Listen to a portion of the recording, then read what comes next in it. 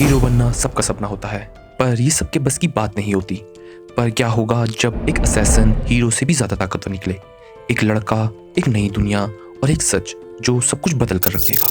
ये कहानी है उसी इंसान की जो अंधेरे से उतरा तो ज़रूर है, पर वो इस दुनिया में उजाला लाएगा और वही एक ऐसा इंसान बनेगा जो इस दुनिया की आखिरी उम्मीद है। तो अगर आप ये जानना चाहते हैं कि इस कहानी में आगे क्या होगा, तो ये वीडियो पूरी देखिए।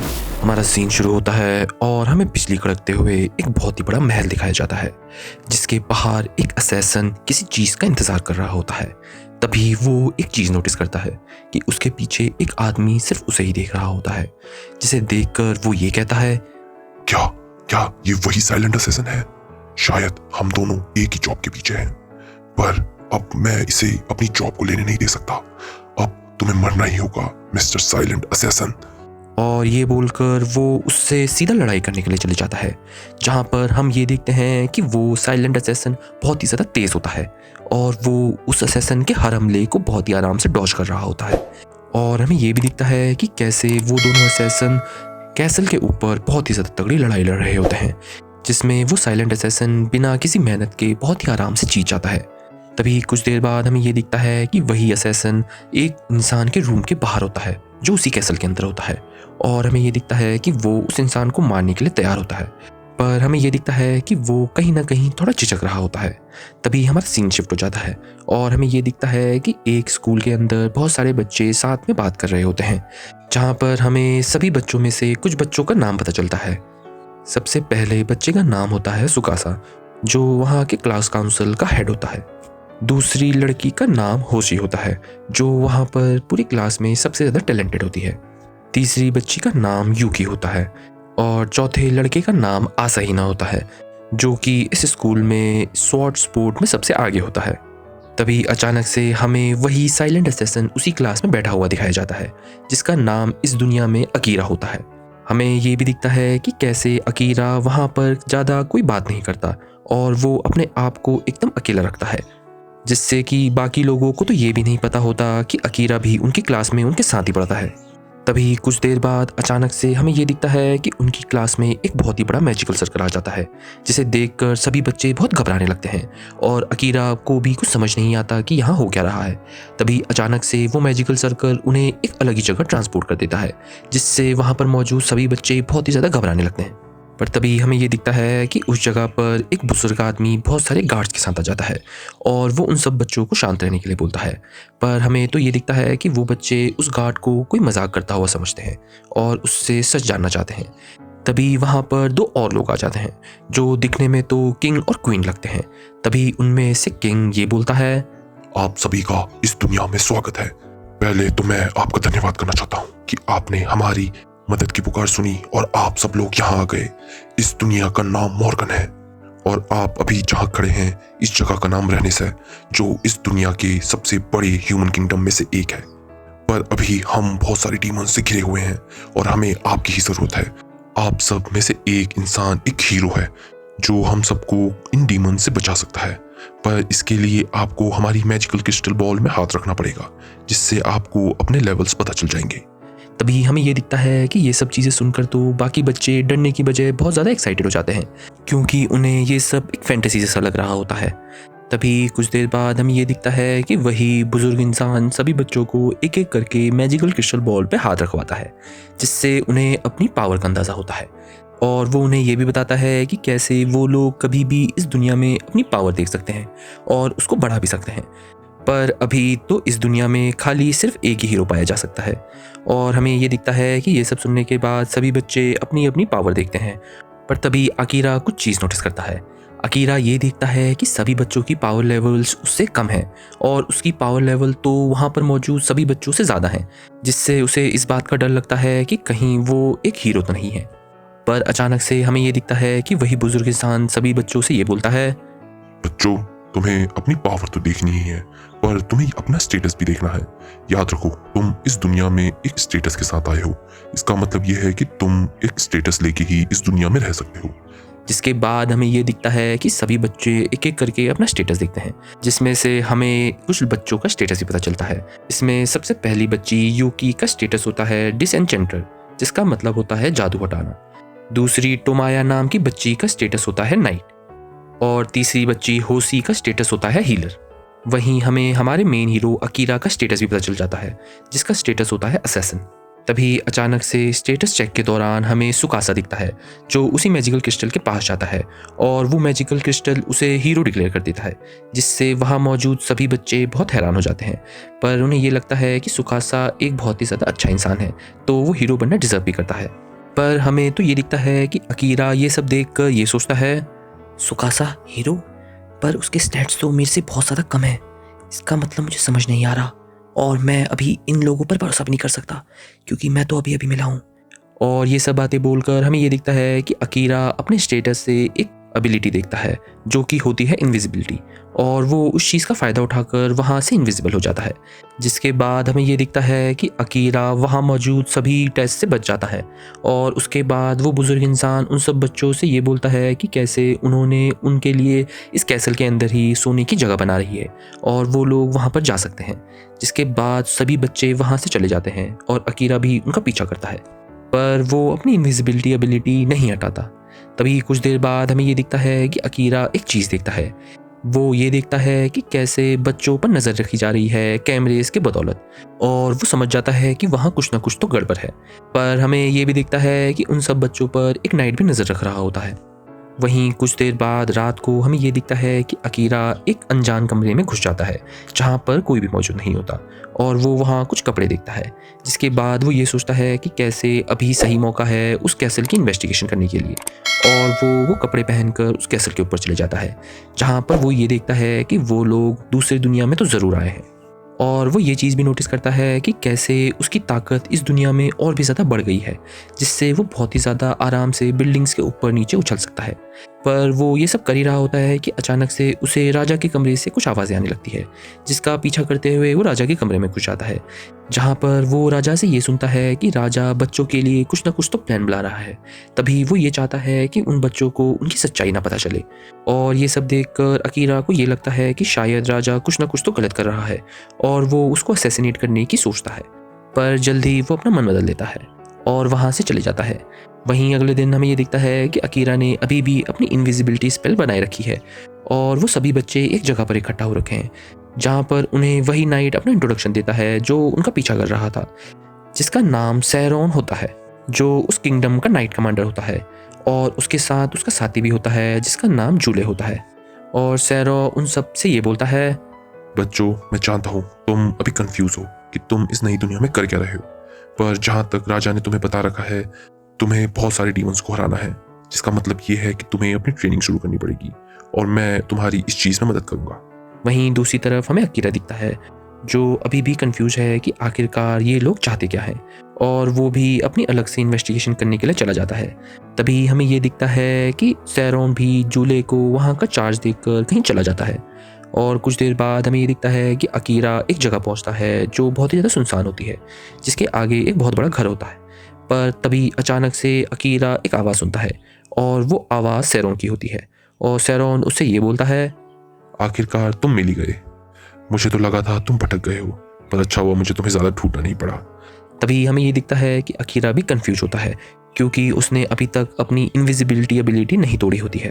तो आखिरकार सैरों उसे देख कैसा रहा है, पर तभी सैरों उसे ये बता देता है कि कैसे उसने अभी भी अपनी इनविजिबिलिटी एबिलिटी नहीं तोड़ी है, पर उसके पास भी एक अलग ही एबिलिटी है जो उसको किसी और की आंखों से तेज़ बनाती है, और वो दूसरों की गर्मी भी महसूस कर सकता है अपनी आंखों के ज़रिए। और वो ये बोलता है कि कैसे उसे डरने की ज़रूरत नहीं है, उसे तो उससे बस एक बात करनी है। तभी कुछ देर बाद हमें ये दिखता है कि सैरोन और अकीरा साथ में मिलकर बातें करते हैं, जहाँ पर अकीरा सैरोन को ये बताता है कि कैसे अभी उसके लेवल 1 है और वो ये नहीं चाहता कि बाकी किसी को भी उसके बारे में कुछ भी पता चले, तो वो अपनी ट्रेनिंग कैसे करेगा। और ये सब सुनकर सैरों उसे उसकी मदद करने को बोलता है और उसे ये बताता है कि कैसे वो उसकी इस चीज़ में बिल्कुल मदद करेगा।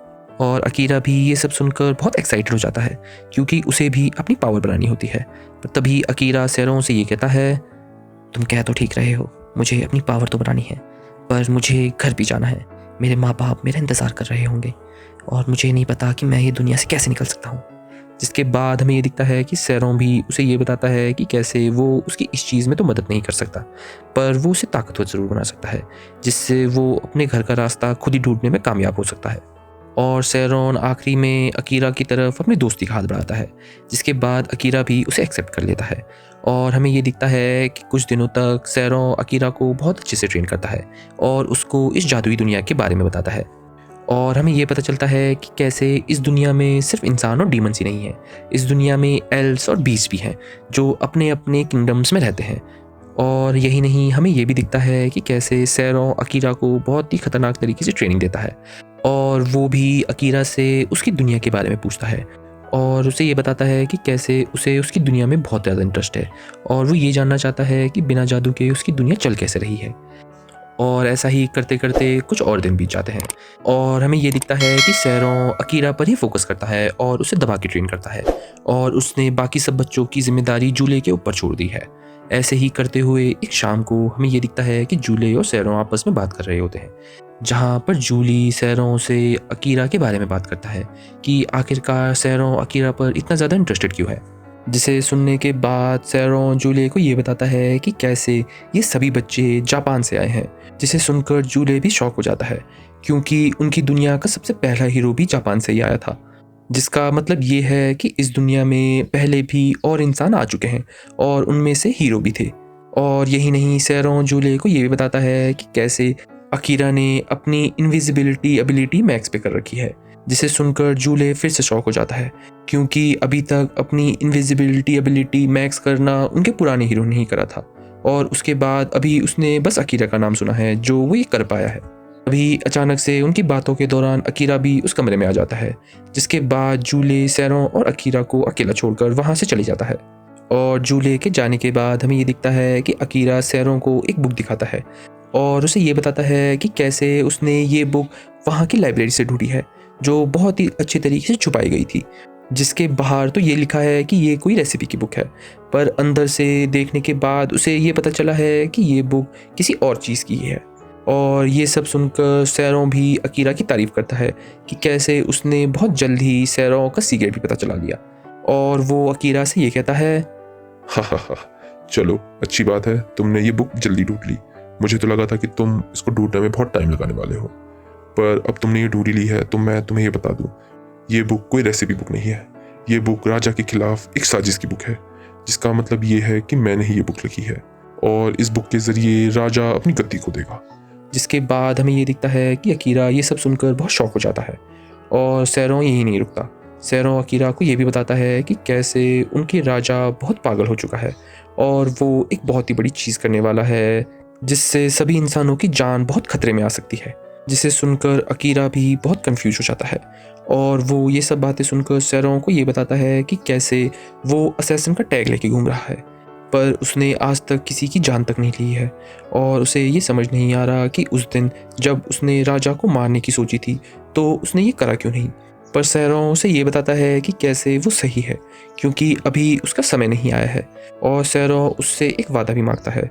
वो उसे ये बताता है, चलो अकीरा, मुझे ये तो पता है कि तुम्हें घर जाना है, पर घर जाने से पहले मुझे तुम्हारी एक मदद चाहिए। मैं ये चाहता हूँ कि तुम इस पागल राजा को रोकने में मेरी मदद करो। जिसे सुनने के बाद अकीरा उसके बारे में सोचने को कहता है। वहीं कुछ दिन बाद हमें ये दिखता है कि राजा सभी बच्चों को एक ऑर्डर देता है। वो उन्हें ये बताता है कि कैसे उनका सबसे पहला मिशन आ चुका है जिसमें उन्हें एक डंजन के अंदर जाना पड़ेगा और वो लोग ऐसा ही करते हैं। वो लोग शहर के बीच से गुजरते हैं जहाँ पर वो लोग ये देखते हैं कि सभी शहरवासियों ने उन्हें घेर लिया होता है और सभी लोग उनको चीयर कर रहे होते हैं उनके डंजन में जाने से पहले। और अकीरा भी ये सब देखकर बहुत कंफ्यूज होता है और वो ये सोचता है कि आखिरकार ये सब लोग उन्हें उस डंजन में जाने के लिए चीयर क्यों कर रहे हैं। तभी अकीरा एक और चीज़ देखता है। वो ये देखता है कि एक लड़की बहुत ही दूर से उन पर नज़र रखी होती है, पर अकीरा भी तुरंत ही अपनी नई स्किल से उस लड़की के पीछे आ जाता है और वो लड़की भी उसे देखकर बहुत शॉक हो जाती है। और अकीरा उस लड़की से ये पूछता है, आखिरकार तुम हो कौन और हम पर नज़र क्यों रख रही हो, वो भी इतनी देर से। जिसे सुनने के बाद वो लड़की ये बोलती है, आखिर मैं नज़र क्यों ना रखूं?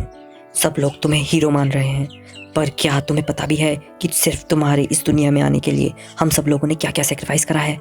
जिसके बाद हमें ये दिखता है कि अकीरा ये सब सुनकर बहुत कंफ्यूज हो जाता है क्योंकि उसे इस सेक्रीफाइस के बारे में कुछ भी नहीं पता होता और वो उस लड़की से इस बारे में पूछता है, पर वो लड़की भी उसे कुछ बताने से मना कर देती है और उसे ये कहती है कि कैसे जब उसे सच का पता चल जाए वो उसे फिर से ढूंढ सकता है, और वो ये सब कहकर वहाँ से चले जाती है।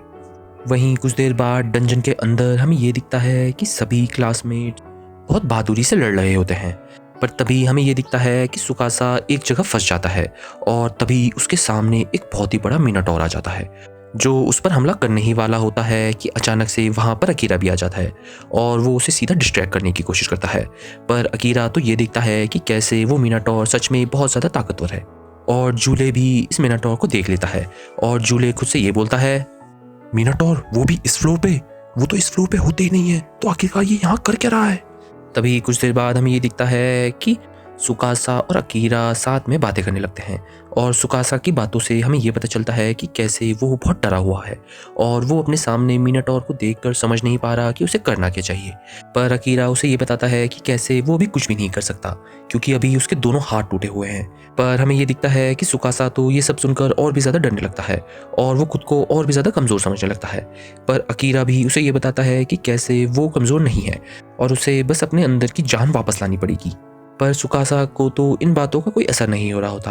पर तभी अकीरा सुकासा को ये कहता है कि वो कर्स है और वो यूकी से सुकासा की मदद करने को बोलता है और यूकी सुकासा को छूते ही ये महसूस कर लेती है कि वो अभी कर्स है और अकीरा ये सब चीज़ें छोड़कर सीधा मिनाटोर के पास चले जाता है और वो उससे लड़ने लगता है। तभी वहाँ पर सैरों भी आ जाता है और अकीरा सैरों से ये बोलता है, कमांडर हमारा टाइम आ चुका है, हमें वो मूव ट्राई करना ही होगा। जिसे सुनकर सैरों बहुत डरने लगता है और सैरों अकीरा से ये बोलता है, क्या क्या तुम श्योर हो? क्या तुम ये झेल सकते हो?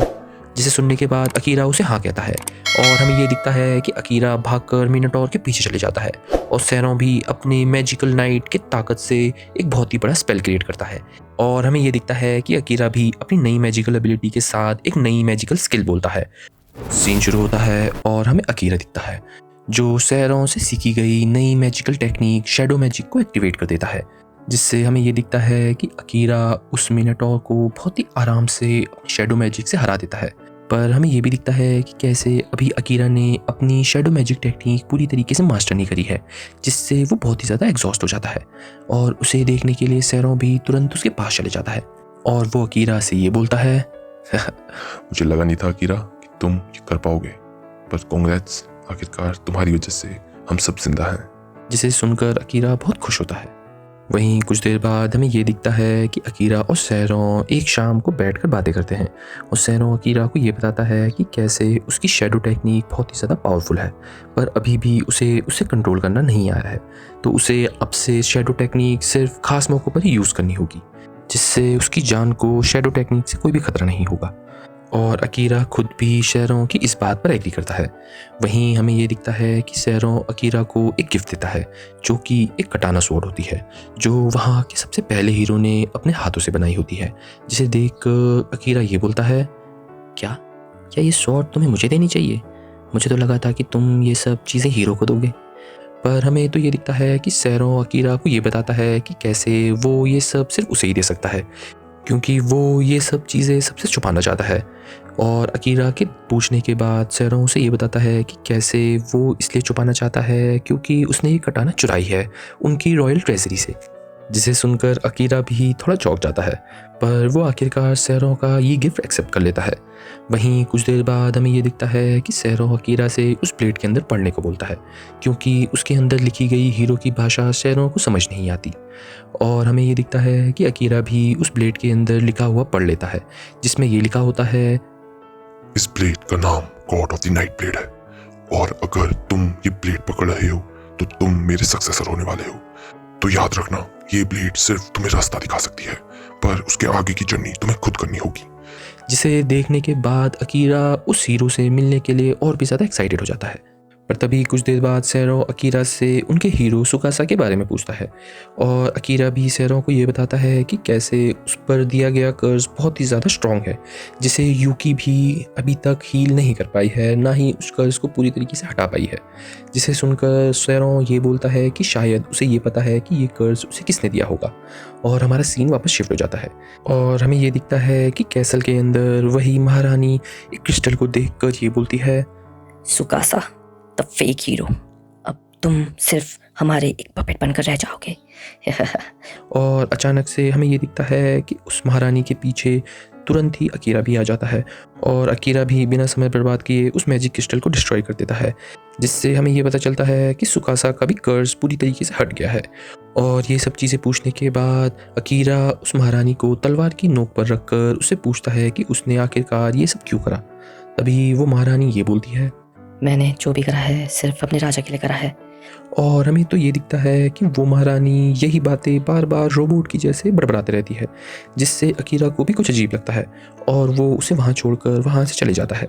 तभी हमें ये भी दिखता है कि कैसे उसी महारानी के पास बहुत सारे क्रिस्टल्स भी पड़े हैं और वो उन क्रिस्टल्स को देखकर सभी बच्चों के नाम लेने लगती है, जिससे हमें ये तो अंदाज़ा हो जाता है कि शायद उस महारानी ने सभी बच्चों पर कर्ज लगाया हुआ है। वहीं कुछ देर बाद हमें ये दिखता है कि अकीरा भी वो मैजिकल क्रिस्टल सीधा सैरो को दिखाता है और ये बोलता है कि कैसे सैरो एकदम सही था। और सैरो अकीरा से ये बोलता है, अब हम कुछ भी नहीं कर सकते। हम रानी को नहीं रोक सकते इन सब बच्चों को कंट्रोल करने से, क्योंकि रानी को तो ये पता ही नहीं है कि वो क्या कर रही है। वो तो बस इस पागल राजा की एक पपेट जैसे बनकर रह गई है। पर तुम चिंता मत करो, मैं कुछ ना कुछ कर लूँगा। और हमें ये दिखता है कि ये सब बोल के सैरो अकीरा को छुपे रहने के लिए बोलता है, क्योंकि अभी उसकी इस हरकत के बाद सभी गार्ड्स उसके पीछे पड़े होंगे और अगर वो पकड़ा गया तो उसके साथ बहुत गलत हो सकता है। जिसे सुनने के बाद अकीरा को थोड़ा बुरा लगता है, पर वो सैरो की बातों में हामी भर देता है।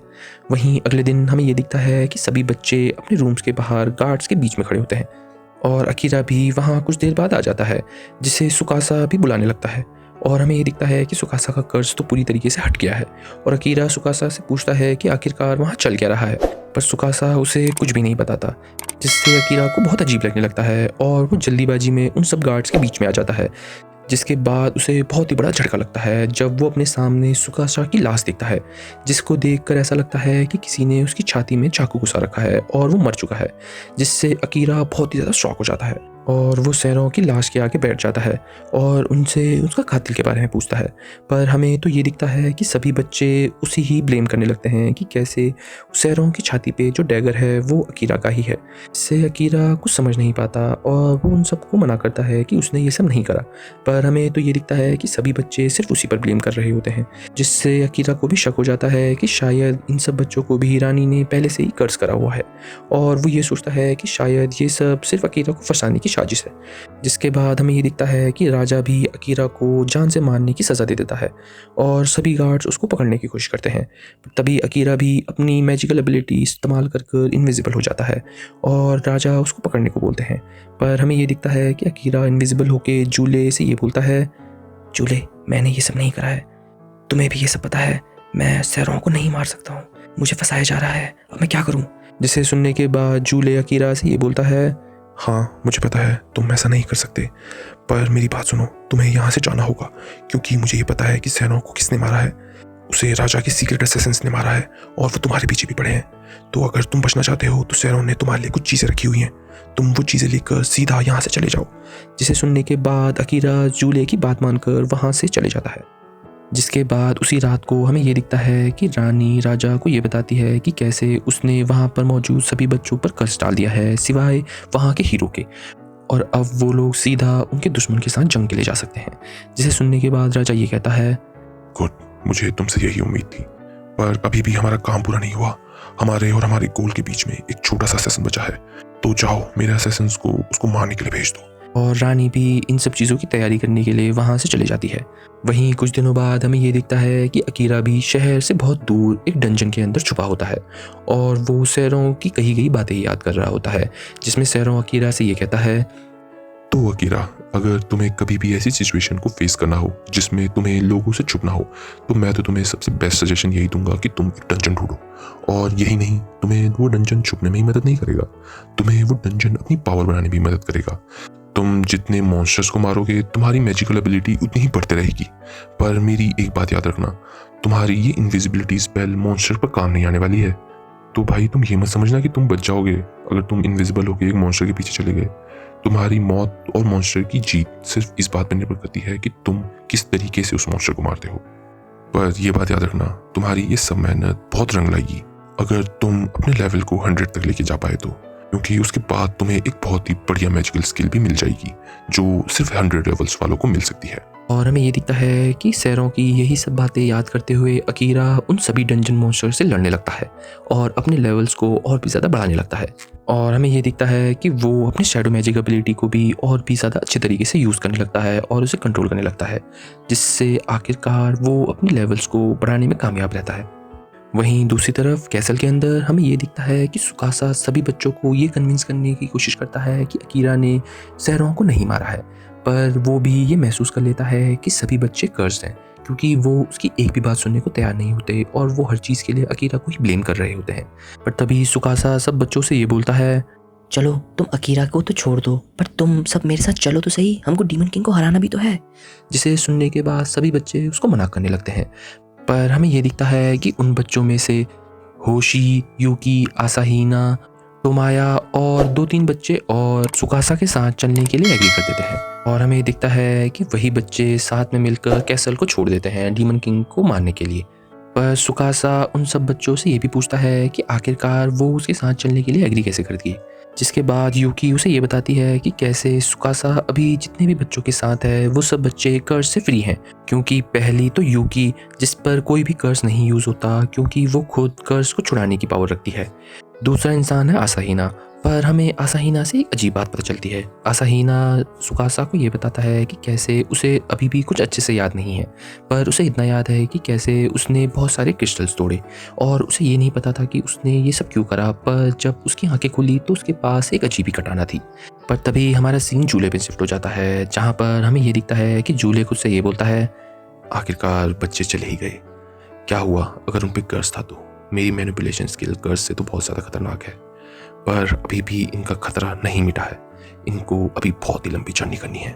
वहीं कुछ देर बाद हमें एक सीन दिखता है जो कि आसाहीना और अकीरा की मुलाकात का होता है, जहाँ पर आसाहीना बहुत पहले एक दिन चलते चलते अकीरा से मिलता है जो अपनी एक पार्ट टाइम जॉब कर रहा होता है।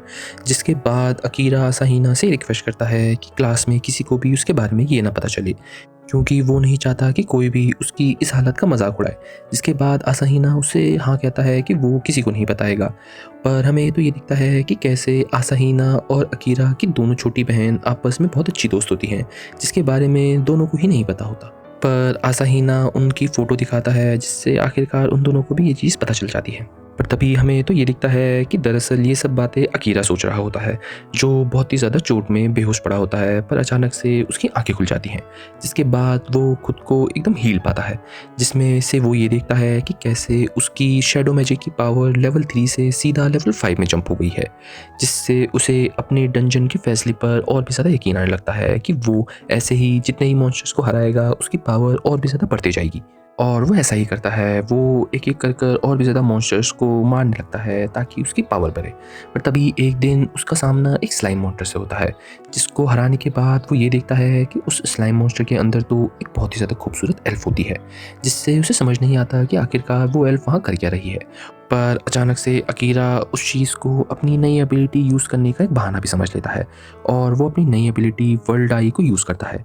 जिसके बाद हमें ये दिखता है कि अकीरा को तो एक बार में ही बहुत सारे विजन्स आते हैं, जिसमें हर विज़न में उसकी मौत लिखी होती है, जिससे अकीरा भी ये समझ जाता है कि ये एबिलिटी तो बहुत ज़्यादा खतरनाक है और वो खुद से ये वादा करता है कि वो ये एबिलिटी बहुत ही सोच समझ कर यूज़ करेगा। अभी कुछ देर बाद हमें ये दिखता है कि उस एल्फ की भी आंखें खुल जाती हैं और वो अकीरा को अपने सामने देखकर ये समझ जाती है कि अकीरा ने उसकी जान बचाई है और वो अकीरा को थैंक यू करती है। पर अकीरा तो खुद से ये बोलता है, आखिरकार ये कितनी सुंदर है, पर मैंने तो अपनी वर्ल्ड आई से हल्की सी इसकी झलक भी ले ली है और मुझे ये पता चल गया है कि इसकी मौत कैसे कैसे होने वाली है। पर मैंने तो ये भी देखा है कि इसके पास भी मेरी जैसी एबिलिटीज़ है, पर ये अभी बहुत ही ज़्यादा कमज़ोर है। जिसके बाद हमें ये दिखता है कि वो एल्फ अकीरा को और भी ज़्यादा बातें बताने ही वाली होती है कि अचानक से वो बेहोश हो जाती है। यहीं कुछ देर बाद हमें ये दिखता है कि उस एल्फ की आंख अकीरा के साथ एक सेफ जगह पर खुलती है, जहाँ पर अकीरा उसे थोड़ा संभालने की कोशिश करता है।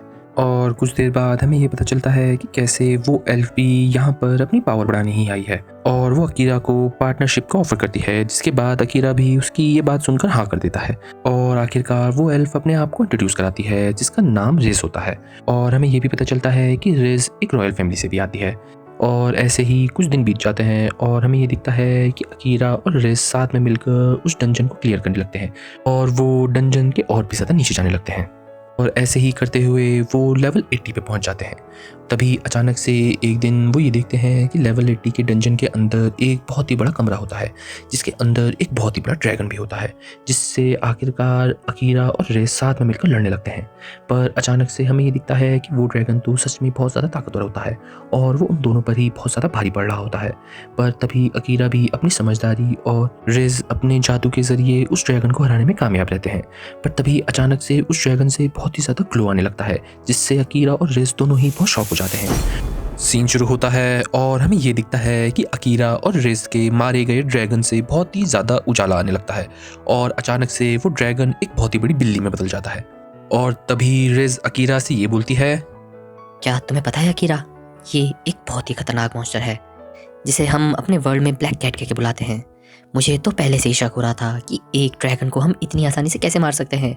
दरअसल इन सब ब्लैक कैट्स के पास एक बहुत ही स्पेशल एबिलिटी होती है जो होती है शेप शिफ्टिंग, जिससे ये लोग किसी का भी रूप ले सकते हैं। और हमें ये दिखता है कि ये सब सुनकर अकीरा रेस से ये पूछता है कि क्या वो अपनी world eye view ability use कर रही है, जिसका रेस हाँ में जवाब देती है।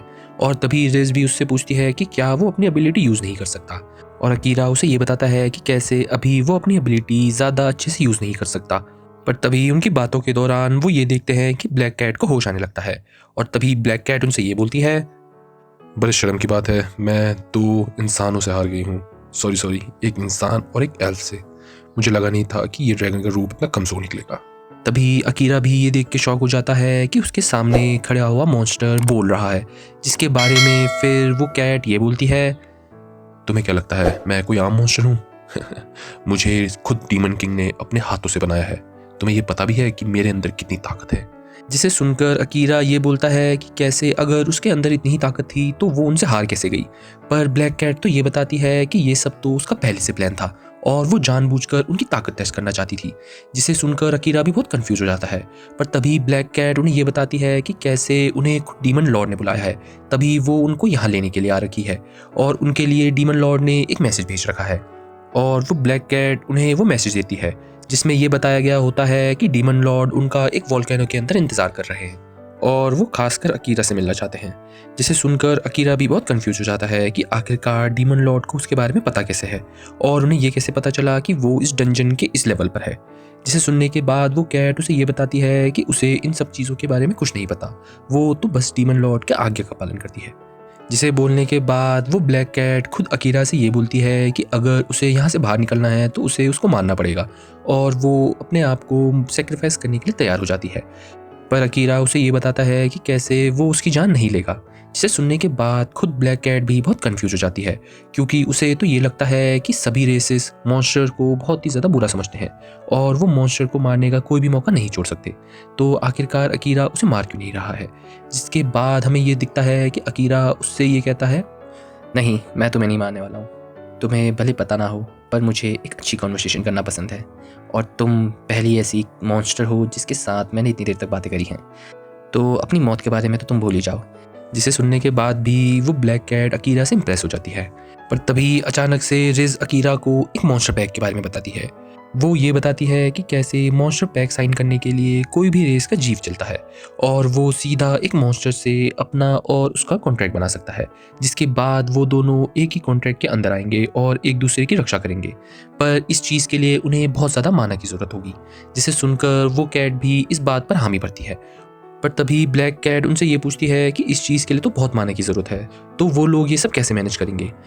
पर रिज भी उन सबको ये बताती है कि कैसे अकीरा के पास माना तो बहुत है, क्योंकि उसके जो स्पेशल टेक्निक हैं वो पुराने हीरो भी यूज़ करता था, जिसका मतलब ये है कि उसके पास माना की कमी तो नहीं है।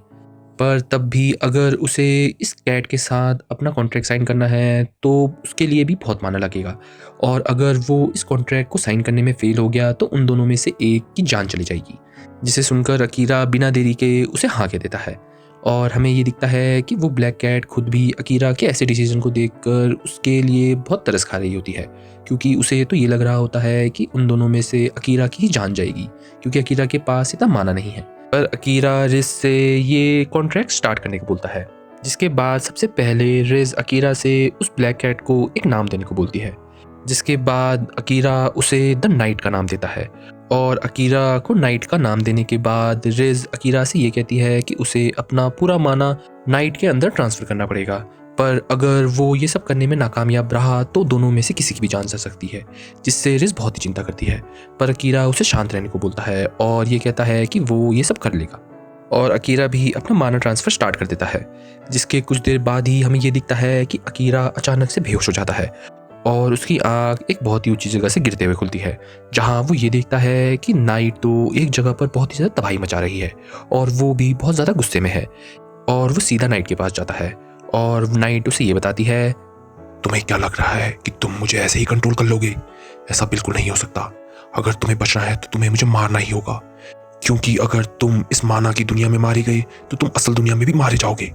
जिसके बाद हमें ये दिखता है कि अकीरा उसे ये कहता है, तुम्हें जो करना है कर लो, मैं तुम्हें नहीं मारूंगा। तुम मेरे साथ रहोगी और हम साथ में मिलकर अपना सफर शुरू करेंगे। जिसके बाद हमें ये दिखता है कि नाइट तो सीधा अकीरा पर हमला कर देती है, पर हमें तो ये दिखता है कि अकीरा तो चुपचाप उसका हमला सहता है और उस पर हाथ भी नहीं उठाता। और ये सब देखकर नाइट को और भी ज़्यादा गुस्सा आता है और नाइट अकीरा पर अपने नाखून से हमला कर देती है, जिससे सीधा अकीरा को बहुत ही गहरी चोट लगती है। और हमें ये दिखता है कि नाइट भी ये सब देखकर बहुत चौंक जाती है और वो अकीरा से ये बोलती है, आखिरकार तुम मुझे मार क्यों नहीं रहे हो? क्या तुम्हें ये पता नहीं है मैंने तुम्हें कितनी बार बता दिया है कि अगर तुम अभी मारे गए तो तुम असली जिंदगी में भी मारे जाओगे? पर अकीरा तो घायल होते हुए भी नाइट से ये बोलता है, नाइट तुम टेंशन मत लो, मुझे पता है तुम खाली नाम की मॉन्स्टर हो, क्योंकि मैंने तुमसे लड़के ये जाना है कि तुम में बहुत ही ज़्यादा इंसानियत भरी हुई है और मैं नहीं चाहता कि मैं ऐसे तुम्हें कोई भी चोट पहुंचाऊं।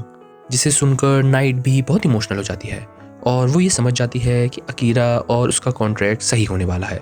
जिसके बाद हमें ये दिखता है कि नाइट तो एक असली छोटी कैट में बदल गई है, जिसे अकीरा ने अपने हाथों में पकड़ा हुआ है। जिसके बाद अचानक से अकीरा की आंखें खुल जाती हैं और वो अपने सामने रिज को पाता है और वो रिज से ये पूछता है कि क्या ये रिचुअल ओवर हो चुका है। जिसके बाद रिज भी उसे अच्छी खबर देती है कि कैसे अब अकीरा और नाइट साथ में कॉन्ट्रैक्ट बना चुके हैं और अब वो दोनों सोलमेट्स बन चुके हैं। और तभी नाइट भी उठ के उससे ये बोलती है, तुम बहुत ही इंटरेस्टिंग हो अकीरा, चलो साथ में एक जर्नी करेंगे और मैं देखना चाहती हूँ कि तुम इस जर्नी में कहाँ जाओगे। और अकीरा भी नाइट का साथ एक्सेप्ट कर लेता है। तभी कुछ देर बाद हमें ये दिखता है कि उनके आसपास में टेलीपोर्टेशन सर्कल बनने लगता है, जिसका मतलब ये है कि अब ये डंजन लेवल नाइट को एक बॉस नहीं समझता, जिसका मतलब ये है कि वो अगले लेवल में जा सकते हैं। जिसके बाद वो लोग साथ में मिलकर दूसरे लेवल के लिए निकल जाते हैं। वहीं दूसरी तरफ हमें सुकासा और बाकी सब लोग दिखते हैं, जो एक जगह पर रुककर बहुत ही ज़्यादा शॉक हो जाते हैं, क्योंकि वो इस दुनिया में अपने सामने ये देखते हैं कि उनके पुराने जापान के तरीके से एक विलेज होती है, जिसे देखकर वो लोग ये समझते हैं कि पुराने हीरो ने ये विलेज बनाई है, क्योंकि वो भी जापान से ही आया था। जिसे देखकर सब लोग बहुत एक्साइटेड होने लगते हैं। इसके बाद वो लोग उस जगह पर थोड़ा आराम करने के लिए रुक जाते हैं। तभी खाना खाने के बाद सुकासा सबसे ये बोलता है, तो गाइस चलो ठीक है, हम एक जगह पर तो आ गए हैं, पर हम सबको ये याद रखना पड़ेगा कि हमारे पास पैसे बिल्कुल भी नहीं है, तो अब हमें कोई ना कोई ऑप्शन ढूंढने पड़ेंगे जिससे हम पैसे कमा पाएं। इसके बाद आसाहिना लोग सुकासा को ये बताते हैं कि कैसे वो सब साथ में मिलकर एडवेंचर बन सकते हैं, जिससे उन्हें पैसों की कमी नहीं होगी। जिसे सुनकर सुकासा उसकी बातों को एग्री करता है। पर हमें ये भी दिखता है कि सुकासा सबको ये बताता है कि कैसे उन्हें बस अभी 2 गोल पे फोकस करना है। पहला गोल है कि उन्हें यहाँ पे मौजूद सभी चीज़ों की इन्फॉर्मेशन लेनी है, क्योंकि उन्हें यहाँ पर कुछ भी नहीं पता है। और दूसरा गोल ये है कि उन्हें डीमन किंग को हराना है। और अगर वो लोग ये माने कि उनकी फैंटेसी के हिसाब से अगर वो डीमन किंग को हरा पाए तो वो लोग घर वापस जा सकते हैं। जिसके बाद सभी को ये बात सच लगती है। पर आसाहिना सुकासा से ये बोलता है कि कैसे अकीरा भी उनके ग्रुप का हिस्सा है और अकीरा उन सब में से सबसे ताकतवर है, तो उन्हें भी अकीरा को ढूंढना पड़ेगा। जिसके बाद वो सब लोग साथ में मिलकर डीमन किंग को हराने जाएंगे और सब लोग इस चीज़ को लेकर बहुत कंफ्यूज होते हैं। पर वो सुकासा से इसकी राय मांगते हैं और सुकासा भी उन्हें मोटिवेट करता है और ये बोलता है, तुम कह तो ठीक रहे हो आसाहिना, अभी अकीरा हम सब में से सबसे ज़्यादा ताकतवर है, पर हमें भी अकीरा जितना ताकतवर होना पड़ेगा अगर हमें उसका साथ देना है तो। और ये सब बोलकर वो सबको ये बोलता है कि वो सब भी ताकतवर होने जाएंगे और सब लोग उसकी बातों पर एग्री करते हैं। वहीं हमारा सीन वापस शिफ्ट हो जाता है, जहाँ पर हमें रिस की पुरानी कहानी दिखाई जाती है कि कैसे वो कुछ एल्फ से भाग रही थी क्योंकि वो लोग उसकी जान लेना चाहते थे। और उन सब में एक एल्फ लड़की भी थी जिसे रिस जानती थी, क्योंकि वो और कोई नहीं उसकी छोटी बहनी थी। पर रिस भी समझदारी से जैसे तैसे उन सब से बचने में कामयाब रही और उसके बाद वो उस डंजन में आई। पर उस डंजन में भी उसे स्लाइम मॉन्स्टर ने पकड़ लिया था, पर आखिर में अकीरा ने आकर उसे वहाँ से बाहर निकाला, जिसे सुनने के बाद खुद अकीरा भी रिस के लिए तरस खाता है और रिस को ये बताता है कि कैसे फैमिली बहुत कॉम्प्लिकेटेड हो सकती है। जिसके बाद हमें अकीरा की भी कहानी दिखती है, जहाँ पर हमें ये दिखता है कि अकीरा की फैमिली में पूरे 4 लोग थे, जिसमें से उसके पापा की अचानक से मौत हो गई और उसकी मम्मी भी बीमार रहने लगी। जिसके बाद वो अपनी बहन का बहुत ही अच्छे से ख्याल रखने लगा और हमें ये भी दिखता है कि कैसे उसकी मम्मी, उसकी बहन और वो बहुत ही ज़्यादा क्लोज थे। तभी ये सब कहकर अकीरा हमें ये भी बताता है कि कैसे ज़िंदगी भर तक वो अकेला ही था और पुरानी दुनिया में तो उसे कोई पूछता भी नहीं था। पर तभी जब वो इस नई दुनिया में आया तो उसे एक इंसान मिला था, जिसे उसने प्यार देकर और साथ देकर बहुत ही ज़्यादा अच्छे से संभाला।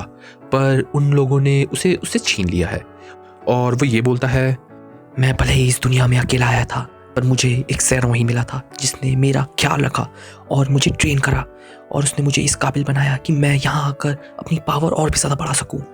पर उसे भी मुझसे छीन लिया गया, पर अब मैं ये होने नहीं दूंगा, मैं उसका बदला ज़रूर लूँगा। जिसके बाद हमें ये दिखता है कि अचानक से अकीरा से बहुत ही ज़्यादा डार्क एनर्जी आने लगती है, जिससे खुद रेज और नाइट भी बहुत डर जाते हैं। पर अकीरा तुरंत ही खुद को कंट्रोल भी कर लेता है, जिससे अकीरा खुद चौंक जाता है कि आखिरकार उसके अंदर इतनी डार्क एनर्जी है।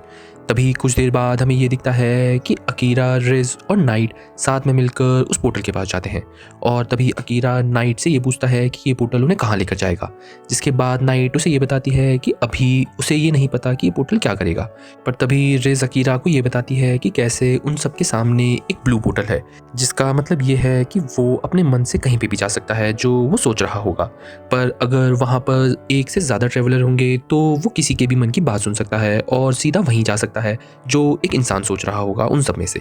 जिसे सुनकर अकीरा ये सोचता है कि अभी शायद उन्हें ये नहीं पता कि उन्हें कहाँ जाना है, तो ये पोर्टल उन्हें कहीं पे भी लेकर जा सकता है। जिसके बाद वो सब पोर्टल के अंदर चले जाते हैं और अकीरा ये बोलता है कि अब उन्हें सीधा वोल्केनो के पास डीमन लॉर्ड से मिलने जाना है।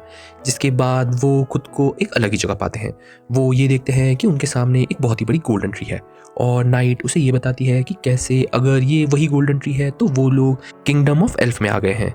जिसे देखकर खुद रिज भी बहुत चौंक जाती है और डरने लगती है और अकीरा उसे ऐसा देखकर उसे संभालने की कोशिश कर ही रहा होता है कि अचानक से उन पर कोई हमला कर देता है और हमें ये दिखता है कि अकीरा रिज को बार बार बचा लेता है। पर तभी अकीरा अपनी पावर से तुरंत ही उस हमलावर के पास चले जाता है और उसे सीधा उसके हथियार गिरा देता है और हमें रिज से तुरंत ये भी पता चल जाता है कि वो हमलावर और कोई नहीं एक एल्फ है जिसका नाम विलियम है। पर तभी विलियम रिज को देखकर ये बोलता है, अच्छा हुआ मुझे हायर ऑफिशियल्स ने यहाँ भेजा इस ग्लो को इन्वेस्टिगेट करने के लिए। अगर मैं यहाँ नहीं आता तो मुझे मेरे सामने हमारी कंट्री की बहुत बड़ी ट्रेडर कैसे दिखती। अब तुम हमारी कोई प्रिंसेस नहीं लगती हो और मैं तुम्हें मार कर रहूंगा। पर अकीरा उसे तुरंत ही बेहोश कर देता है और रिज भी ये सब देखकर बहुत घबराने लगती है। पर अचानक से हमें ये दिखता है कि अकीरा को एक सेंस हो जाता है कि उनको चारों तरफ से घेर लिया गया है और हमें ये दिखता है कि उन लोगों को चारों तरफ से एल्फ्स ने घेर लिया है और रिज भी ये सब देखकर बहुत डर रही होती है कि तभी अचानक से उसके सामने उसकी बहन आ जाती है और वो उसे ब्लेम करने लगती है कि कैसे वो अब मरेगी क्योंकि उसने उसके लिए बहुत ही गलत करा है। सीन शुरू होता है और हमें कुछ समय पहले की रिज दिखाई जाती है, जहाँ पर वो अपने साथ कुछ गार्ड्स के साथ चल रही होती है। पर तभी वो अपनी छोटी बहन जिसका नाम प्रिंसेस क्ली होता है उसको कुछ लड़कों के साथ लड़ते हुए देखती है और उन लड़कों में विलियम भी होता है और वो ये देखती है कि कैसे क्ली विलियम और बाकी लड़कों को बहुत ही आराम से हरा देती है। जिससे रिज ये सोचती है कि क्ली कितनी ताकतवर है उससे छोटे होने के बावजूद भी। पर उसे उसके साथी ये भी बताते हैं कि कैसे वो चाहे जितनी भी ताकतवर हो, आखिरकार पूरे एल्फ किंगडम की गद्दी सिर्फ रिज को ही संभालनी है और हमें ये भी पता चलता है कि कैसे विलियम और रिश की पहले शादी होने वाली थी और एक दिन विलियम ने आकर रिश से शादी करने को मना कर दिया और ये सब सुनकर रिश को भी बहुत तकलीफ हुई। पर तभी उनके सामने क्ली भी आ जाती है और वो रिश से ये बोलती है, विलियम तुमसे शादी नहीं करेगा, खासकर ये जानने के बाद कि तुम चाइल्ड ऑफ ब्लाइड हो। और ऐसे ही कुछ देर बाद हमें ये दिखता है कि कैसे सभी एल्फ्स और क्ली साथ में मिलकर रिस के खिलाफ हो जाते हैं और उसे बार बार ये कह रहे होते हैं कि कैसे एक सिनर जो चाइल्ड ऑफ ब्लाइड है वो वहाँ की रानी बिल्कुल भी नहीं बन सकती है और वो लोग उसे मारना चाहते हैं, जिससे रिस भी बहुत डरी हुई है। और हमारा सीन वापस प्रेजेंट में आ जाता है जहाँ पर रिस के सामने क्ली खड़ी होती है और रिस क्ली से ये बोलती है, क्ली सुनो, मुझे कुछ झगड़ा नहीं चाहिए, मैं यहाँ से चले जाऊँगी, बस मुझे जाने दो। जिसके बाद हमें ये दिखता है कि क्ली उसे वहाँ से जाने को मना कर देती है और ये बोलती है कि वो अब तो सीधा मर के जाएगी। पर तभी अचानक से उनके सामने अकीरा भी आ जाता है, जिसे देखकर क्ली भी थोड़ा कंफ्यूज होती है कि आखिरकार रिज किस इंसान के साथ घूम रही है।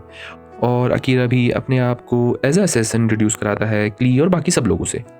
तभी क्ली उससे इस मैटर से दूर रहने को बोलती है, पर अकीरा भी आखिरकार सबसे ये कारण पूछता है कि वो लोग रिस के पीछे पड़े क्यों हैं।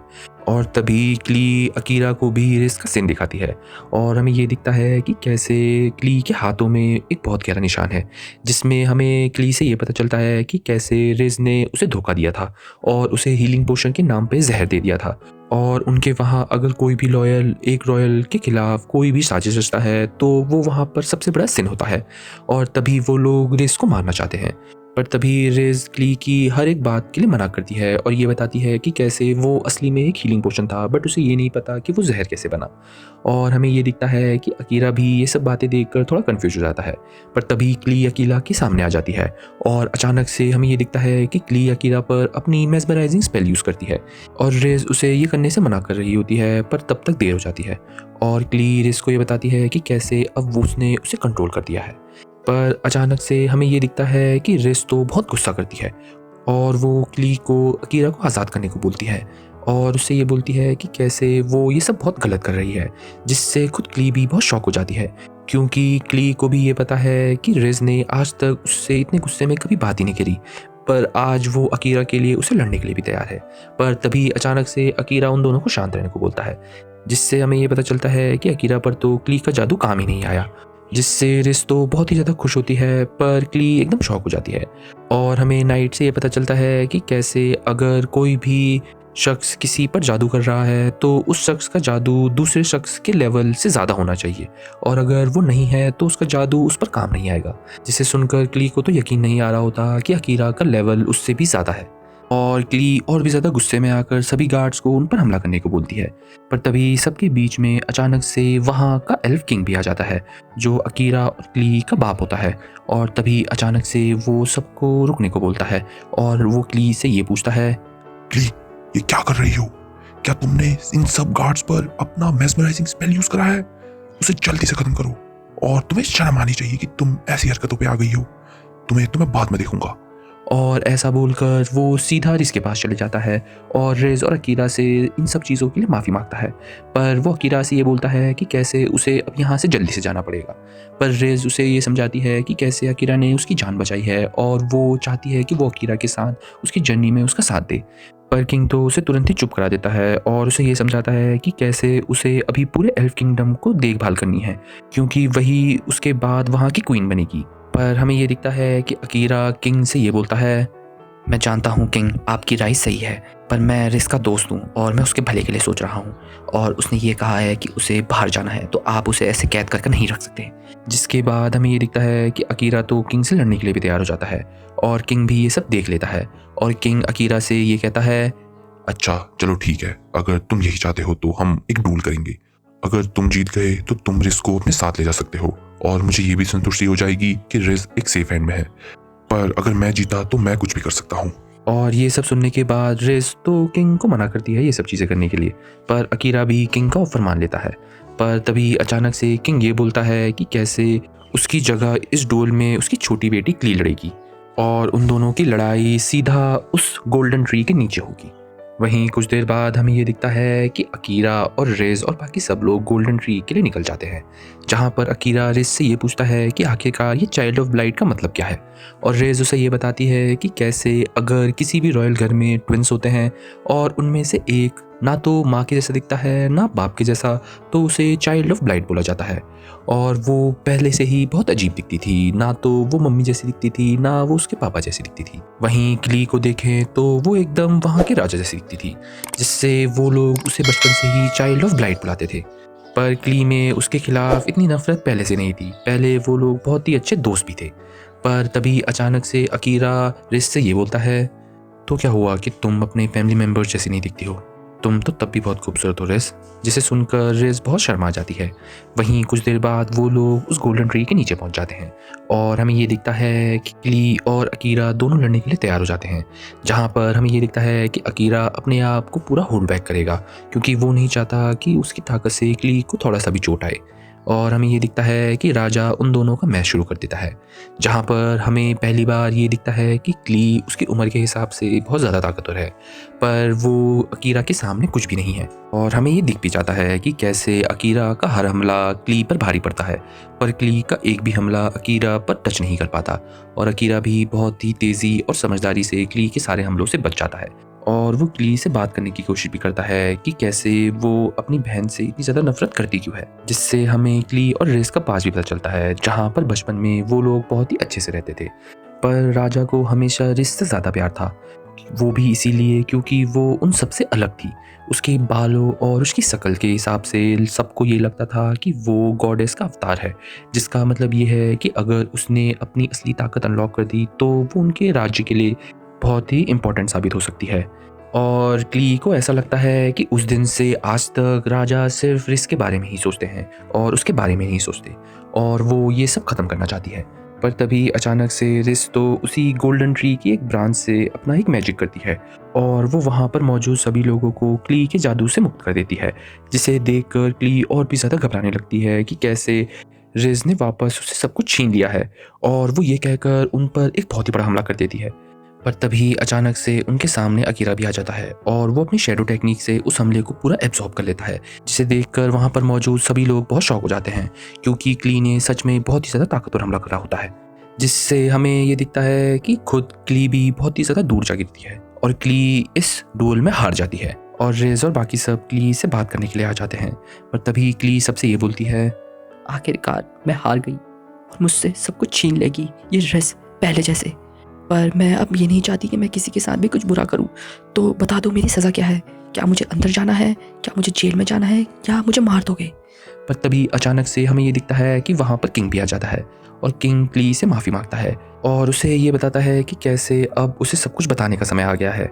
और हमें ये दिखता है कि किंग तो क्ली के ऊपर से अपना फॉरगेटिंग मैजिक हटा देता है, जिससे आखिरकार हमें क्ली का पास पता चलता है कि कैसे एक दिन जब वो बच्ची थी वो और विलियम साथ में मिलकर ट्रेनिंग कर रहे थे, और वही ट्रेनिंग के चक्कर में क्ली जंगल के बीचों बीच चले गई, जहाँ पर उसे एक डंजन दिखा और उसे ये याद आया कि कैसे उसके पापा ने उसे डंजन के पहले फ्लोर तक ही जाने को बोल रखा है।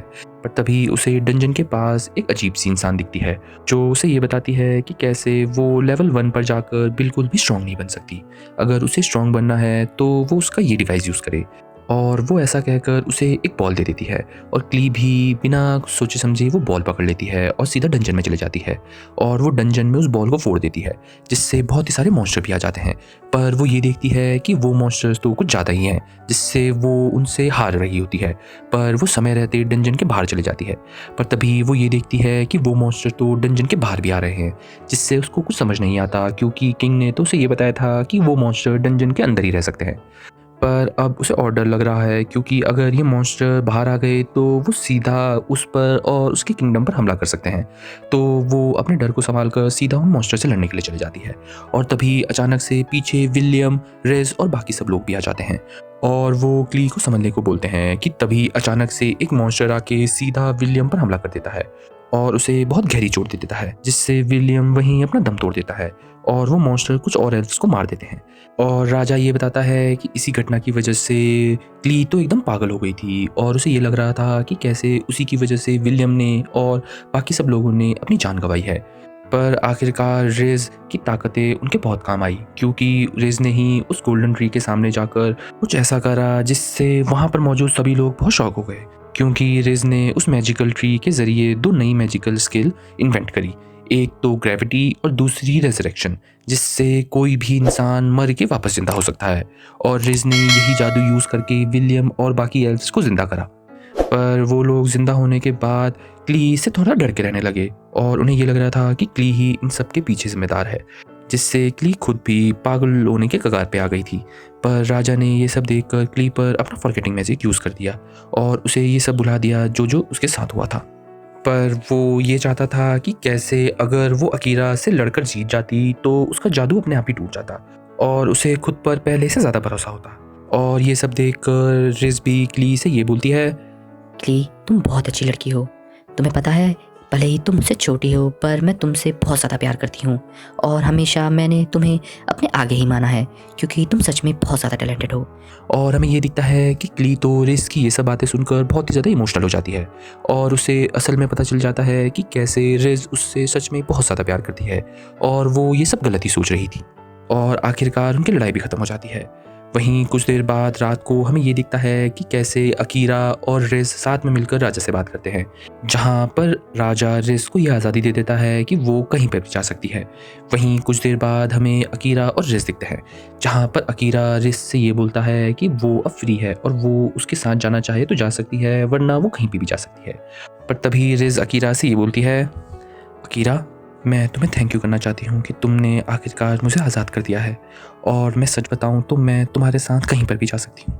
और अकीरा भी शर्माते हुए रिज को हाँ बोल देता है, जिससे कहीं ना कहीं हमें ये दिखता है कि अकीरा और रिज का बॉन्ड और भी ज़्यादा स्ट्रांग हो रहा है। वहीं दूसरी तरफ हमें सुकासा और अकीरा के बाकी क्लासमेट्स भी दिखते हैं जो एक जर्नी के लिए निकल रहे होते हैं एक बोट पे, और हमें ये पता चलता है कि उन्हें एक लोकेशन मिल गई है। दिखता है कि क्ली, राजा और सभी एल्फ साथ में मिलकर रिज और अकीरा को अलविदा कह रहे होते हैं, जहाँ पर हमें ये दिखता है कि अब क्ली अकीरा और रिज से अच्छे से बात कर रही है और वो रिज से उसकी की गई सभी गलतियों की माफ़ी भी मांगती है। वहीं राजा भी अकीरा और रिज को ये बोलता है, रिज, मैं चाहता हूँ तुम अकीरा जैसे इंसान के साथ एकदम सेफ रहो, पर मैं तुम्हें एक घोड़ा गाड़ी दे रहा हूँ क्योंकि मुझे नहीं लगता कि यहाँ पर बाहर कुछ भी सेफ है, क्योंकि हमारे शहर में आजकल बहुत ही ज़्यादा किडनैपिंग हो रही है और मैं नहीं चाहता कि तुम दोनों को कुछ भी हो। मैं खुद इस मैटर पे बहुत टाइम से इन्वेस्टिगेशन कर रहा था, तभी तो मैं शहर से बाहर था। पर हमें तो ये दिखता है कि रिज और अकीरा की नज़दीकियाँ और भी बढ़ गई हैं और रिज राजा को ये बताती है कि कैसे जब तक वो अकीरा के साथ है वो एकदम सेफ है, जिससे अकीरा खुद भी थोड़ा शर्माने लग जाता है। वहीं कुछ देर बाद हमें ये दिखता है कि अकीरा, रिज और नाइट साथ में मिलकर उस घोड़ा गाड़ी के अंदर एल्फ किंगडम के बाहर जा रहे होते हैं, जहाँ पर उन्हें और भी एल्फ एस्कॉर्ट कर रहे होते हैं। पर तभी अकीरा नाइट से ये पूछता है, तो नाइट, मुझे एक बात बताओ, तुम अपने असली फॉर्म में क्यों नहीं आई जब मैं और क्ली लड़ाई कर रहे थे? क्या तुम कुछ छुपा रही हो? तभी हमें ये दिखता है कि रिज भी इस बात को लेके थोड़ा कंफ्यूज होती है और वहीं नाइट उन दोनों से ये बोलती है, हाँ, मैं चुपचाप तो थी, पर तुम दोनों को ये पता होना चाहिए कि डीमन लॉर्ड हम सब पर नज़र रख रहे हैं। भले ही उन्होंने मुझे खुद बनाया है, पर मैं अपने आप भी काम कर सकती हूँ और मुझे इन सब चीज़ों में कुछ भी इंटरेस्ट नहीं लगा, तभी मैंने अपना असली रूप भी नहीं दिखाया। पर मुझे तो इतना पता है कि डीमन लॉर्ड आपसे मिलने के लिए बहुत ही ज़्यादा इंटरेस्टेड है, अकीरा मास्टर। जिसके बाद हमें ये दिखता है कि रिज और अकीरा दोनों ही बहुत ही कंफ्यूज होते हैं कि आखिरकार डीमन लॉर्ड अकीरा से मिलना क्यों चाहता है। पर तभी नाइट उन दोनों को एक और चीज़ बताती है। वो उन्हें ये बताती है कि कैसे शायद डीमन लॉर्ड को अकीरा का शैडो मैजिक बहुत ही ज़्यादा इंटरेस्टिंग लग रहा है, क्योंकि पुराने हीरो के पास भी ऐसा ही मैजिक था और वो भी अकीरा जितना ही ताकतवर था। जिसके बाद हमें ये दिखता है कि उनकी बातों के दौरान अचानक से अकीरा को कुछ महसूस होता है और वो उनकी घोड़ा गाड़ी वहीं रुकवा देता है। तभी वो अपने मैजिक से ये देखता है कि उनकी गाड़ी के पीछे कोई नज़र रख रहा है और अचानक से वहाँ पर कुछ लुटेरे आ जाते हैं जो एक एल्फ लड़की को बंदी बनाकर उनके सामने रखते हैं और ये बोलते हैं कि कैसे वो लोग अपने आप को बांध लें ताकि वो लोग उनको लूट पाए।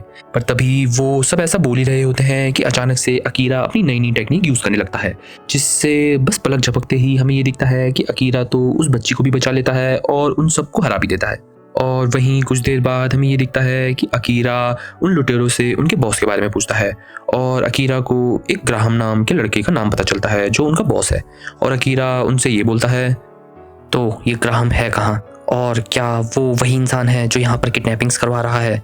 तभी अचानक से हमें ये दिखता है कि उन एल्फ्स में से एक एल्फ को ग्राहम का नाम थोड़ा जाना पहचाना लगता है और वो अकीरा को ये बताता है कि शायद ग्राहम वही रॉयल है जिसके पास अपना एक बहुत बड़ा किंगडम है जो एल्फ किंगडम से भी बहुत बड़ा है, जिसका नाम उरुक है।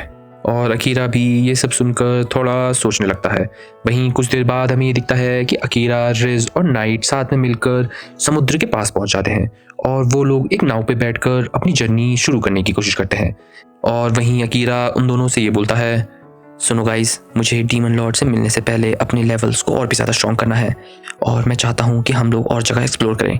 जिसके बाद हमें ये दिखता है कि रिज के क्यों पूछने पर अकीरा उसे ये बताता है कि उसे ऐसा लगता है कि उसकी ताकत अभी भी कम है, क्योंकि एक ऐसा इंसान जो कमांडर सौरन को मार पाए वो इंसान सच में बहुत ताकतवर हो सकते हैं और वो नहीं चाहता कि वो सैरों की मौत का बदला न ले पाए। जिसके बाद हमें ये दिखता है कि नाइट अकीरा को एक जगह के बारे में बताती है जिसका नाम पोर्ट सिटी होता है, जिसके अंदर एक बहुत ही बड़ी लैबिरिंथ होती है जहां पर अकीरा अपने लेवल्स और भी ज़्यादा बढ़ा सकता है। जिससे अकीरा और बाकी सब लोग ये डिसाइड करते हैं कि वो वहीं जाएंगे और वो लोग अपनी जर्नी स्टार्ट कर देते हैं। वहीं कुछ देर बाद उनकी जर्नी के दौरान हमें ये दिखता है कि रेस अकीरा से ये बोलती है, हे अकीरा, देखो कितना सुंदर ओशन है और यहाँ सिर्फ तुम और मैं है, कितना रोमांटिक है ना। पर हमें तो ये दिखता है कि अकीरा तो यहाँ पर भी अपने लेवल्स को बढ़ाने की देख रहा होता है और वो एक जादुई किताब भी पढ़ रहा होता है, जिसे देखकर रिज तो बहुत निराश हो जाती है। और यहीं हमें ये भी पता चलता है कि कैसे रिज तो अकीरा के पीछे पागल हो गई है, पर शायद अकीरा को ये सब चीज़ें नहीं पता है और इस चीज़ से रिज का मूड और भी ज़्यादा ख़राब हो जाता है। वहीं कुछ दिनों बाद हमें ये दिखता है कि आखिरकार अकीरा, रिज और नाइट साथ में मिलकर पोर्ट सिटी पहुंच जाते हैं और आखिरकार अकीरा पोर्ट सिटी पहुंचकर एक चीज़ नोटिस करता है। अकीरा ये देखता है कि वहाँ पर ज़्यादातर मजदूर सिर्फ इंसान लोग हैं। जिसके बाद हमें ये दिखता है कि नाइट अकीरा को ये बताती है कि पोर्ट सिटी ऊर किंगडम के अंदर आती है और पूरे ओर किंगडम में बीस्ट का राज है और वो लोग इंसानों को बहुत कम समझते हैं। जिसके बाद हमें ये दिखता है कि अकीरा, रिज और नाइट शहर के अंदर चले जाते हैं और उनके कुछ दूर चलते ही हमें ये दिखता है कि उनके आगे कुछ बीस्ट भी आ जाते हैं और वो अकीरा को एक नॉर्मल सा इंसान समझकर उसे बहुत तंग करने लगते हैं और उससे ये बोलते हैं कि वो रिज को यहीं छोड़कर चले जाए। पर हमें तो ये दिखता है कि अकीरा तो उनको कुछ पलों में ही धूल चटा देता है और अपने शैडो मैजिक यूज़ कर उन्हें अंधा बना देता है और वहाँ से चले जाता है। वहीं शहर के अंदर हमें ये दिखता है कि जब रिज, नाइट और अकीरा साथ में शहर पार कर रहे होते हैं तो वहाँ मौजूद सभी 20 लोग उन्हें देखकर बहुत ही अजीब तरीके से रिएक्ट कर रहे होते हैं और रिज भी ये चीज़ नोटिस कर लेती है। पर नाइट तो उसे ये बताती है, रिज, अकीरा, तुम डरो मत, ये सब लोग तुम्हें देखकर नहीं अजीब बिहेव कर रहे हैं, ये मुझे देखकर कर रहे हैं। हम ब्लैक कैट्स की हिस्ट्री इस किंगडम में बहुत ही ज़्यादा बुरी है क्योंकि हमने यहाँ पर बहुत ही गलत काम करे हुए हैं। पर वो उन्हें वो काम नहीं बताती। पर तभी हमें एक अजीब चीज़ भी दिखती है। हमें ये दिखता है कि वही लड़की जिसे अकीरा ने उस दिन डंजन में जाने से पहले देखा था, वो लड़की यहाँ पर भी उनका पीछा कर रही है और ऐसे ही करते हुए रात हो जाती है, जहाँ पर हमें ये दिखता है कि अकीरा और रिज साथ में मिलकर एक होटल में जाते हैं जहाँ पर वो आज आराम करेंगे। पर तभी वो लोग ये देखते हैं कि वहाँ पर 2 बेड्स होते हैं, जिसे देखकर रिज और अकीरा दोनों ही शर्माने लगते हैं और रिज तो अकीरा से ये बोलती है कि कैसे वो दोनों साथ में सो सकते हैं। पर अकीरा तो ये सब सुनकर बहुत ही ज़्यादा शर्माने लग जाता है और हमें ये दिखता है कि नाइट भी उन दोनों की ऐसी हरकतें देखकर उन्हें अकेला छोड़कर वहाँ से चली जाती है और वो जाने से पहले अकीरा को ये बताती है कि उसे किसी और से भी मिलना है जो बहुत ज़्यादा इंपॉर्टेंट है। और रिज भी नाइट का इस चीज़ के लिए धन्यवाद करती है कि उसने अकीरा और रिज को अकेला छोड़ रखा है। पर हमें तो ये दिखता है कि ये सब चीज़ें सुनकर अकीरा की हालत तो और भी ज़्यादा ख़राब होने लगती है। वहीं कुछ देर बाद हमें ये दिखता है कि रिज तो फ्रेश होकर वापस सोने के लिए आती है कि वो ये देखती है कि अकीरा तो थका हारा वहाँ सो गया है, जिससे रिज को भी अकीरा को देखकर बहुत दया आती है और वो अकीरा को गालों में किस कर उसके बगल में ही सो जाती है। पर हमें तो ये दिखता है कि अकीरा तो सोने का नाटक कर रहा था और वो ये सोचने लगता है कि उसे रात भर नींद कैसे आएगी। वहीं अगले दिन हमें ये दिखता है कि अकीरा की आँख नाइट खोल देती है और उससे पूछती है कि कल क्या हुआ था। पर तभी अकीरा उठते हुए अपने बगल में रिज को सोता हुआ देखकर चौंक जाता है, जिससे रिज की आंखें भी खुल जाती हैं और अकीरा तो रिज को ऐसी हालत में देखकर बहुत ही ज़्यादा शर्माने लगता है। पर तभी नाइट उन दोनों को तैयार रहने को बोलती है क्योंकि उनसे कोई स्पेशल मिलने आने वाला है। वहीं कुछ देर बाद हमें ये दिखता है कि नाइट, रिज और अकीरा के सामने एक और 20 पर्सन आ जाता है और हमें नाइट से ये पता चलता है कि इसका नाम क्रो है। पर तभी क्रो उन सब से ये बोलता है, आखिरकार मुझे अपने सामने नाइटमेयर ऑफ एडिलिया ने बुलाया है और मैं जानना चाहता हूँ कि वो मुझसे चाहती क्या है। जिससे रिज और अकीरा भी कंफ्यूज होते हैं कि क्रो नाइट को नाइटमेयर ऑफ एडिलिया क्यों कह रहा है। पर तभी नाइट उन्हें यह बताती है कि कैसे क्रो एक बहुत ही बढ़िया स्वॉर्डस्मिथ है और वो यहाँ पर सिर्फ अकीरा की तलवार देखने आ रखा है। और वहीं कुछ देर बाद हमें ये दिखता है कि क्रो अकीरा की तलवार को एग्जामिन कर रहा होता है और वो उसे ये बताता है कि उसकी ये तलवार लैबिरिंथ में काम नहीं आएगी, तो अगर उसे अपनी तलवार अपग्रेड करनी है तो उसे उसके लिए कुछ सामान लाना पड़ेगा। और वो अपने सामान और पैसे की लिस्ट अकीरा को देकर उसकी तलवार लेकर वहाँ से चले जाता है। और क्रो के जाते ही हमें नाइट से ये भी पता चलता है कि कैसे क्रो इस दुनिया के लास्ट हीरो की टीम में शामिल था, जिससे खुद अकीरा और रिज भी बहुत हैरान रहते हैं। और नाइट उसे ये भी बताती है कि कैसे अगर क्रो ने उसका हथियार लिया है तो वो उस हथियार को बहुत ही ज़्यादा अच्छा बना देगा। पर तभी हमें ये दिखता है कि रिज कुछ ना कुछ सोच रही होती है और वो अकीरा से ये कहती है कि कैसे उसे क्रो से कुछ काम है और वो क्रो से मिलने जा रही है और वो वहाँ से चले जाती है। और तभी हमें ये दिखता है कि अकीरा नाइट को भी रिज के पीछे भेज देता है उसकी नज़र रखने के लिए। वहीं कुछ देर बाद हमें ये दिखता है कि रिज तो सीधा क्रो के घर पहुंच जाती है और क्रो भी उसको देखकर ये बोलता है, तो आखिरकार तुम मुझसे जानना क्या चाहती हो? वैसे तो मुझे तुम्हें देखकर पहले ही शक हो रहा था। पर हमें ये दिखता है कि रिज तो क्रो से सीधा ये बोलती है, तो तुम ही हो वो क्रो जो हीरो की टीम के अंदर थे, और मुझे ये भी पता है कि तुम लोग जब डीमन लॉर्ड को हराने गए थे तो तुम में से सिर्फ 2 इंसान बचे थे, एक तो खुद हीरो और एक बीच वर्ल्ड का रहने वाला, मतलब तुम। जिसे सुनने के बाद हमें ये दिखता है कि क्रो रिज से ये बोलता है, तो तुम भी बाकी सब जैसे मुझसे ये पूछने आए हो कि मैंने और हीरो ने हमारी टीम को वहां पर मरने के लिए क्यों छोड़ा? इसका जवाब मैं तुम्हें नहीं दे सकता। पर हमें तो ये दिखता है कि रिज ये कहती है, नहीं, तुम गलत समझ रहे हो क्रो। मैं तुमसे कोई भी सवाल नहीं पूछना चाहती, पर मैं तुमसे ये जानना चाहती हूँ कि आखिरकार सिर्फ तुम दोनों ही डीमन लॉर्ड से बच के आ पाए हो, मतलब तुम दोनों में ही ताकत है और मैं चाहती हूँ कि तुम मुझे भी सिखाओ। क्या तुम मेरे मास्टर बनोगे? जिसके बाद हमें तो ये दिखता है कि क्रो तो सीधा सीधा रिज की बातों को मना कर देता है और उसे ये बताता है कि वो ये सब चीज़ें नहीं कर सकता। पर हमें ये दिखता है कि रिज तो तभी भी क्रो से ये रिक्वेस्ट करते रहती है और हमें ये पता चलता है कि दरअसल रिज ये सब इसीलिए कर रही है क्योंकि वो ये चाहती है कि वो भी अकीरा के साथ उसके बगल में खड़े रहे और अकीरा की जितनी हो सके मदद करे, जिससे वो अकीरा पर एक बोझ बनकर ना रहे। और हमें ये दिखता है कि नाइट भी क्रो से इस चीज़ की रिक्वेस्ट करने लगती है, पर तभी क्रो ये बोलता है, तो नाइटमेयर ऑफ एडिलिया भी ये चाहती है कि ये लड़की मुझसे सीखे। ऐसा क्यों? क्या तुमने इसे सच नहीं बताया? इसके बाद हमें दिखता है कि रिज खुद भी नाइट से इस नाम के बारे में पूछती है और आखिरकार नाइट से हमें उसके इस नाम की कहानी पता चलती है और नाइट हमें ये बताती है, तुम जानना चाहती हो तो सुनो रिज। बहुत समय पहले एक एडलिया नाम का शहर इसी किंगडम में स्थापित था। वो शहर बहुत ही ज़्यादा अच्छा था, पर वो शहर हमारे डीमन किंगडम के अंदर भी आ रहा था और उनके राजा हमारी ज़मीन कब्जाना चाहते थे। तो हमारे डीमन लॉर्ड ने मुझे ये सब ठीक करने को भेजा और मुझे बस उन्हें वार्निंग देकर उनके शहर को हल्का सा तबाह करना था। पर मेरी गलती की वजह से मैं और भी ज़्यादा डार्कनेस पे जाती रही और मैं अपना कंट्रोल को बैठी, जिससे मैंने पूरे शहर को बहुत ही गंदे तरीके से तबाह कर दिया, जिससे मेरा नाम नाइटमेयर ऑफ एडिलिया पड़ गया और यहाँ के सभी लोगों को ब्लैक कैट से बहुत ही ज़्यादा डर लगने लगा। पर वहीं हमें ये भी दिखता है कि कैसे अकीरा ने भी ये सब जान लिया है क्योंकि अकीरा और नाइट का माइंड एक साथ कनेक्टेड है। पर तभी हमें ये दिखता है कि क्रो नाइट से ये बोलता है कि वो रिज को पूरी कहानी क्यों नहीं बता रही और वो लोग कैसे मिले थे। जिसके बाद हमें ये दिखता है कि एडलिया की तबाही के बाद क्रो और नाइट आपस में मिलते हैं और नाइट क्रो से ये बोलती है कि क्या उसने उसकी फैमिली को तबाह करा है क्योंकि वो किसी को फूल चढ़ा रहा होता है। पर क्रो उसे मना करता है और उसे ये बताता है कि कैसे उसकी बहन को किसी नोबल इंसान ने मार दिया, वो भी सिर्फ उस शहर से बाहर निकलने के लिए, क्योंकि उसे सिर्फ ये डर था कि नाइट वहाँ पर वापस हमला कर सकती है। तो उसने सिर्फ अपनी जान बचाने के लिए अपने ही लोगों को मार दिया, जिसमें उसकी बहन भी थी। और हमें ये दिखता है कि क्रो इस बात को लेकर बहुत ही ज़्यादा गुस्से में है और क्रो उस नोबल से बदला चाहता था और वो नोबल कोई और नहीं ग्राहम ही था और वो वही इंसान है जो एल्फ किंगडम के बाहर किडनैपिंग करा रहा है।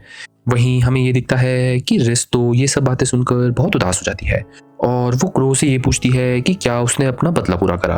पर क्रो से ये बताता है कि कैसे उसकी बहन खुद ये नहीं चाहती होगी कि वो उसकी मौत का बदला ले, क्योंकि वो एक बहुत ही ज़्यादा प्यारी और फॉरगिवनेस वाली लड़की थी।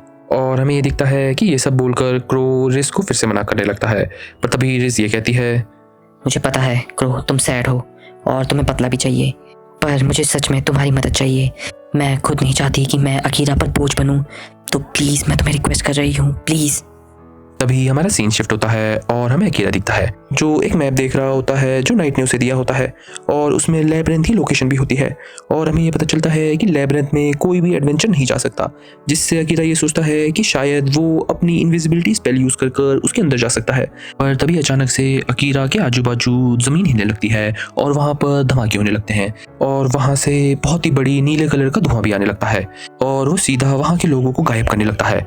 कि तभी हमें ये दिखता है कि उस जगह से बहुत सारे मॉन्स्टर्स भी आने लगते हैं, और हमें ये दिखता है कि रिज भी उस धुएं से लड़ रही होती है, जिसके बाद वो नाइट को औरों को बचाने का ऑर्डर देती है। पर तभी हमें ये दिखता है कि रिज अकेले होती है कि अचानक से वहाँ पर उसे एक आवाज़ आती है और उसे ये बोलती है, तो आखिरकार प्रिंसेस, हमारी मुलाकात फिर से हो ही गई। मैंने तो तुम्हें देख कर ही पहचान लिया था कि तुम वही हो। जिसे सुनने के बाद जब रिज पीछे मुड़कर देखती है तो हमें ये दिखता है कि ये तो वही अनजान इंसान है जिसने क्ली के बचपन में उसे डंजन में धोखा दिया था। और वो तभी अपने आप को इंट्रोड्यूस भी कराता है और हमें उसका नाम भी पता चल जाता है, जिसका नाम ओरम होता है। और ओरम से हमें ये पता चलता है कि कैसे उसे डीमन लॉर्ड ने भेजा है, और डीमन लॉर्ड ने खासकर उसे ये बताया है कि उसे रिस को कुछ भी नहीं करना, क्योंकि डीमन लॉर्ड को रिस पर बहुत ही ज़्यादा इंटरेस्ट है। वहीं दूसरी तरफ हमें अकीरा भी दिखता है जो वहाँ पर कुछ मॉन्स्टर से लड़ रहा होता है। पर तभी नाइट उसे माइंड में ये बोलती है, मास्टर, रिस को किडनैप कर लिया गया है, और वो किडनैपिंग उसी इंसान ने करी है जिसने बचपन में क्ली को भी धोखा दिया था। और मुझे ये भी पता चला है कि वो लोग लैब्रिंथ के अंदर चले गए हैं। और हमें ये दिखता है कि ये सब चीज़ें सुनकर तो अकीरा एकदम पागल हो जाता है, और अकीरा का शैडो मैजिक अपने आप ही वहाँ मौजूद सभी मॉन्स्टर्स को अपने अंदर खींचने लगता है और एब्सॉर्ब करने लगता है। सीन शुरू होता है और हमें ये दिखता है कि नाइट सीधा बेहोश हुए अकीरा के पास पहुंच जाती है, जहाँ पर वो एक अजीब चीज़ देखती है। नाइट ये देखती है कि कैसे अकीरा की बॉडी से बहुत आवाज़ें आ रही हैं, और अकीरा की बॉडी खुद को रिकवर करने के लिए बोल रही है, वो भी शैडो मैजिक से। और हमें ये होते हुए भी दिखता है। हमें ये दिखता है कि कैसे अकीरा की बॉडी खुद ब खुद हील हो रही है उसके शैडो मैजिक की बदौलत, जिसे नाइट भी देखकर बहुत चौंक जाती है। वहीं कुछ देर बाद हमारा सीन शिफ्ट हो जाता है और हमें ये दिखता है कि अकीरा की आंख क्रो के घर में खुलती है और वो अपने सामने नाइट को पाता है, और नाइट उसे ये बताती है कि कैसे उसके बेहोश होने के बाद वही उसको यहाँ लेकर आई है। और हमें ये दिखता है कि नाइट बिना समय बर्बाद किए अकीरा से ये बोलती है, मास्टर, मुझे पता है कि आप बहुत ही थके हुए हैं, पर मुझे ये जानना है कि आपके पास एक कैसा मैजिक है जो खुद ब खुद एक्टिवेट भी हो जा रहा है, और उसने तो आपकी जान भी बचाई है। आपको पता है आप एकदम मरने की कंडीशन में आ गए थे, पर आपके शैडो मैजिक ने खुद को रिकवर कर लिया है। तो क्या आप जानते हैं कि ये कैसा मैजिक है?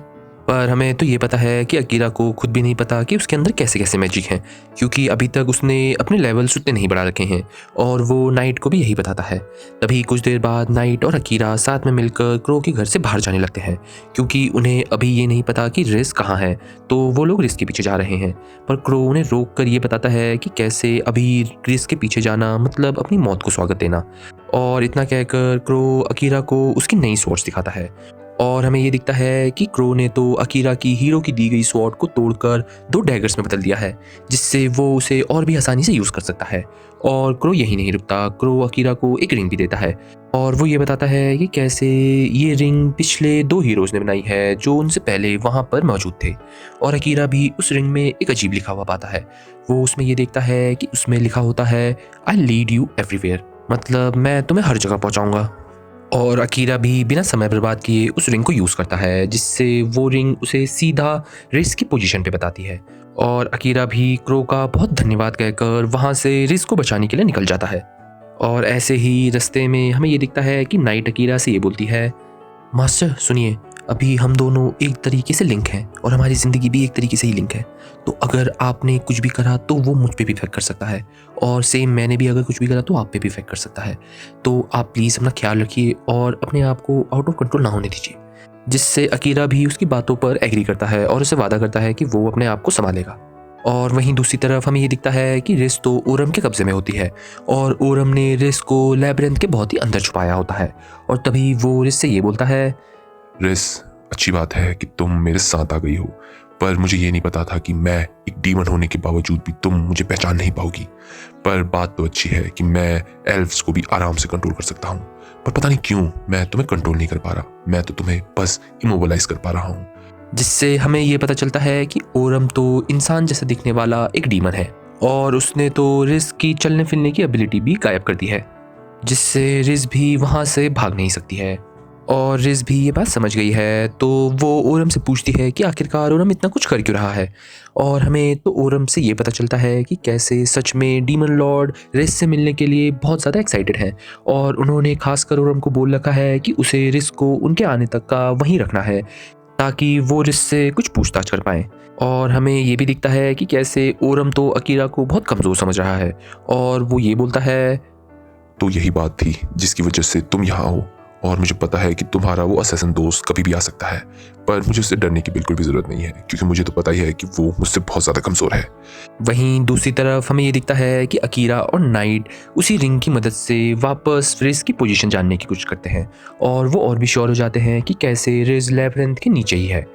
और वो लोग वहाँ जाने की तैयारी कर ही रहे होते हैं कि तभी वहाँ पर वही अनजान लड़की आ जाती है जो अकीरा को बार बार फॉलो कर रही है और वो अकीरा से ये बोलती है, सुनो अकीरा, मुझे तुम्हारा नाम पता है।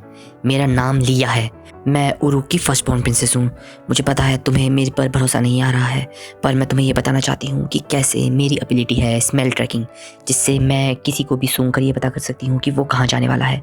और मुझे पता था कि तुम लोग यहाँ आने वाले हो, तभी मैं तुम्हारा तब से पीछा कर रही थी। और मैं तुम्हें ये बताना चाहती हूँ कि कैसे हमें बहुत ज़्यादा खतरा है डीमन लॉर्ड से, क्योंकि डीमन लॉर्ड रिस्क के पीछे पड़ा हुआ है और हमें जैसे तैसे रिस्क को बचाना ही होगा, क्योंकि अगर हमने उसे नहीं बचाया तो पूरी दुनिया बहुत खतरे में आ सकती है। जिसे सुनने के बाद हमें ये दिखता है कि अकीरा लिया से उसका कारण पूछता है कि वो उनकी मदद क्यों करना चाहती है। तो लिया भी उसे ये बताती है कि कैसे डीमन लॉर्ड रिस्क के पीछे एक बहुत ही स्पेशल रीजन की वजह से पड़ा हुआ है, क्योंकि उसे रिस्क का रेजरेक्शन मैजिक चाहिए जिससे वो किसी भी चीज़ में जान डाल सकता है। और हमें ये दिखता है कि ये चीज़ रिस्क के लिए बहुत ही ज़्यादा खतरनाक हो सकती है। और हमें ये दिखता है कि अकीरा बिना समय बर्बाद किए हुए अपनी वर्ल्ड आई एबिलिटी यूज़ करता है लिया पे और वो ये कंफर्म कर देता है कि लिया सच बोल रही है, जिससे वो लोग ये डिसाइड करते हैं कि उन्हें जल्दी से रिस्क को ढूंढना ही होगा क्योंकि रिस्क की जान बहुत ज़्यादा खतरे में है। वहीं दूसरी तरफ हमें ये दिखता है कि ओम ने रिस्क को भी ये बात बता दी है कि डीमन लॉर्ड उसके पीछे क्यों पड़ा हुआ है, पर तभी रिस्क ये बोलती है, मेरे रेजरेक्शन मैजिक की वजह से ये कैसे हो सकता है? तुम डीमंस तो इमॉर्टल होते हो, तो तुम्हें मरने की दिक्कत ही नहीं है, तो तुम लोग मुझसे चाहते क्या हो? जिसे सुनने के बाद उरुम उसे ये बताता है, वैसे तो मैं तुम्हें ये नहीं बता सकता कि डीमन लॉर्ड तुमसे चाहते क्या है असली में, क्योंकि मैं खुद नहीं जानता कि वो ऐसे फालतू की रेजरेक्शन मैजिक के पीछे पड़े क्यों हैं, क्योंकि हम तो इमॉर्टल्स हैं। पर मैं तुम्हें इतना बता सकता हूँ कि डीमन लॉर्ड को तुम में और तुम्हारे दोस्तों में कुछ ज़्यादा ही इंटरेस्ट है, खासकर उस अकीरा में। पर रिस, तुम मुझे ये तो बताओ कि तुम क्या करोगी जब मैं उसे तुम्हारे मुंह के सामने जिंदा मार दूंगा और तुम कुछ भी नहीं कर पाओगी। मुझे तो सिर्फ तुम्हारे आंसू देखकर मजा आएगा। जिससे रिस थोड़ा घबराने लगती है। वहीं दूसरी तरफ हमें ये दिखता है कि अकीरा, नाइट और लिया साथ में मिलकर रिस की पोजीशन की तरफ जा रहे होते हैं, पर तभी अकीरा लिया से उसे सब कुछ सच बताने को बोलता है, जिसे सुनने के बाद आखिरकार लिया अकीरा को सब सच बताती है कि कैसे वो एक असली रॉयल नहीं है, उसे तो रॉयल फैमिली ने अडॉप्ट करा है जिसके बाद वो वहाँ की प्रिंसेस बनी थी।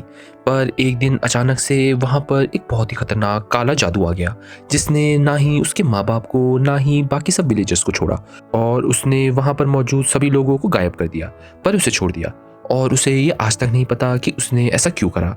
पर लिया को बस ये याद है कि वो मॉन्स्टर एक स्लाइम जैसा था, जिसे सुनने के बाद हमें ये दिखता है कि अकीरा को भी याद आता है कि कैसे रिस को भी एक स्लाइम मॉन्स्टर ने अपने अंदर कैद करके रखा हुआ था। पर लिया की कहानी यहीं नहीं रुकती। लिया ये बताती है कि कैसे उसने उस इंसिडेंट के बाद बहुत सारी चीज़ें इन्वेस्टिगेट करी, जिससे उसे सच्चाई पता चली कि वो अकेली नहीं थी जिसके घर वाले गायब हुए थे। पिछले कुछ महीनों में बहुत सारे बीस्ट, इंसान, एल्फ्स हर जगह से गायब हो रहे हैं। पर इन सब में से तो सबसे बुरी बात ये थी कि आखिरकार लिया को ये पता चल गया कि वो लोग गायब नहीं हुए हैं। असल में उन सब लोगों की मौत हो गई है किंग के द्वारा, क्योंकि उन्हें हीरो और हीरो के दोस्तों को समन करना था, जिसका प्राइज़ वहाँ पर मौजूद बहुत सारे मासूम इंसान, एल्फ्स और बीस्ट लोग थे, जिससे लिया को इंसानी किंग और उसके साथियों से बहुत नफरत हो गई है और वो खुद उनसे बदला चाहती है।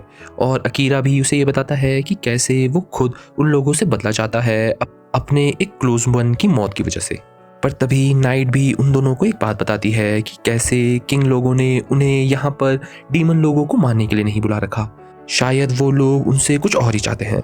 क्योंकि डीमन लोगों ने तो कितने सालों से ना तो किसी इंसान, किसी एल्फ या किसी बीस्ट पर हमला करा था, और वो लोग तो बस अपने शांति से जीवन जी रहे थे, जिसका मतलब ये है कि उन लोगों को किसी और चीज़ की वजह से ही यहाँ पर बुलाया गया है।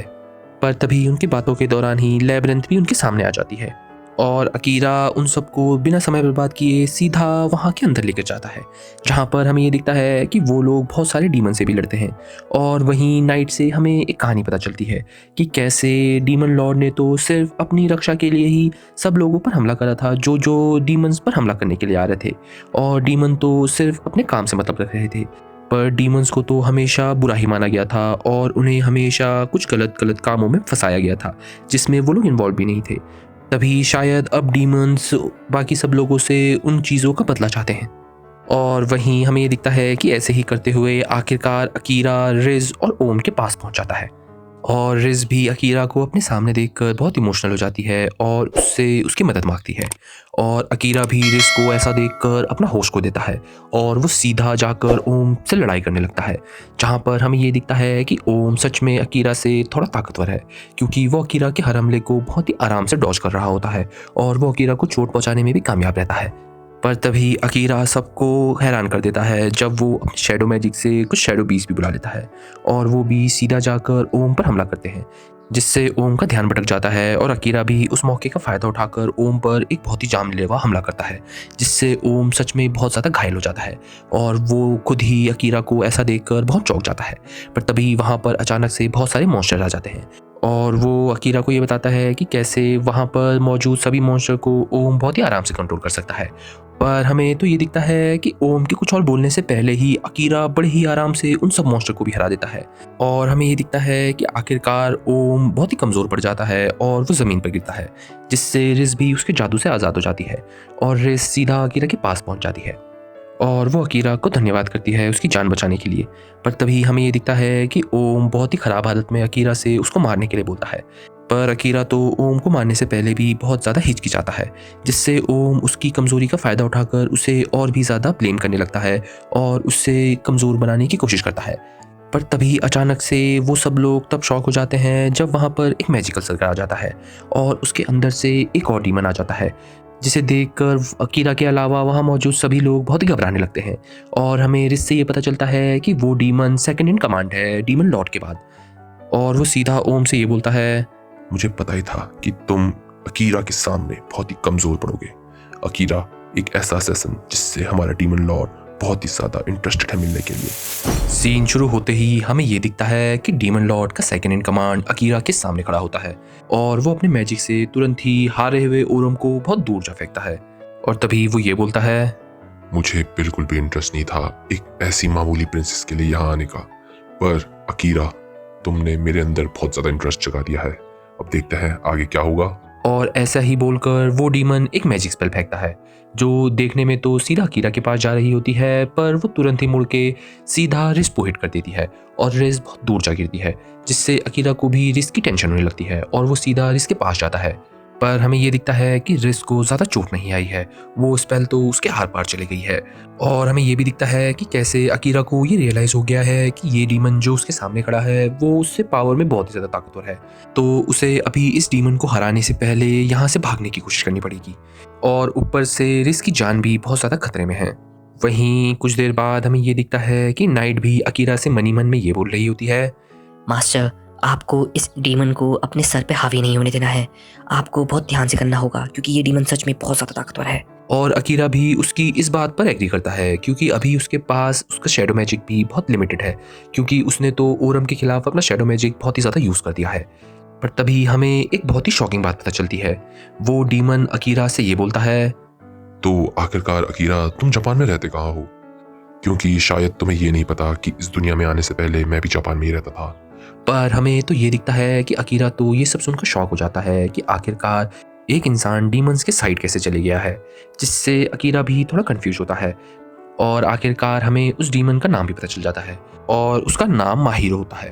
और हमें तो ये दिखता है कि अकीरा तो ये सब जानकर बहुत शौक हो जाता है और वो ये सोच रहा होता है कि आखिरकार माहिरो डीमंस के साइड से क्यों लड़ रहा है। तभी माहिरो भी बिना समय बर्बाद किए अकीरा पर हमला करने लगता है और अकीरा भी माहिरो की ताकत देखकर बहुत ही ज़्यादा चौंक जाता है, क्योंकि उसके हमले अकीरा को बहुत ही ज़्यादा चोट पहुंचा रहे होते हैं और अकीरा के पास तो अब शैडो मैजिक भी नहीं है जो वो अपने हमलों से बच पाए। पर तभी कुछ देर बाद हमें ये दिखता है कि उन दोनों के बीच में अचानक से नाइट भी आ जाती है और नाइट को देखकर माहिरो खुद भी बहुत चौंक जाता है और वो नाइट से ये बोलता है, मैंने तो डीमन लॉर्ड से पहले ही कहा था ये ब्लैक कैट ट्रस्ट की बिल्कुल भी लायक नहीं है, पर उन्होंने तभी भी तुम्हें यहाँ भेजा। पर चलो कोई ना, अब मैं तुम्हें खत्म कर कर एक एहसान फरामोश को और कम कर दूंगा। पर तभी हमें तो ये दिखता है कि नाइट तो अकीरा से अपने कॉन्ट्रैक्ट को ख़त्म करने को बोलती है और अकीरा के पूछने के बाद नाइट ये बताती है कि कैसे अगर उनके कॉन्ट्रैक्ट में उसने अपने आप को सेक्रीफाइस करा तो अकीरा की जान भी खतरे में आ जाएगी और वो ऐसा नहीं चाहती है। और हमें ये पता चल जाता है कि कैसे नाइट तो अकीरा की जान बचाने के लिए खुद को सेक्रीफाइस भी कर सकती है, पर अकीरा तो इस चीज़ के लिए साफ मना कर देता है और वो नाइट से ये बोलता है कि कैसे चाहे कुछ भी हो जाए वो यहाँ से जिंदा बस कर ही निकलेगा और वो ये चाहता है कि नाइट भी ऐसा ही करे और नाइट भी उसकी इस बात पर एग्री करती है। पर तभी हमें ये दिखता है कि नाइट तो अपना रूप बदलने लगती है और वो अपना रूप बदलकर सैरों में बदल जाती है, जिसे देखकर अकीरा तो एकदम शॉक हो जाता है। पर वहीं माहिरो ये बोलता है, अच्छा तो तुम्हें ये लगता है ब्लैक कैट कि ऐसे मरे हुए सैरों को तुम मेरे सामने लेके आकर मुझको हरा दोगी? पर ये नाइट कमांडर तो कुछ असैसिन से ही मारा गया था, तो तुम्हें क्या लगता है तुम इस अवतार में मुझे हरा सकती हो?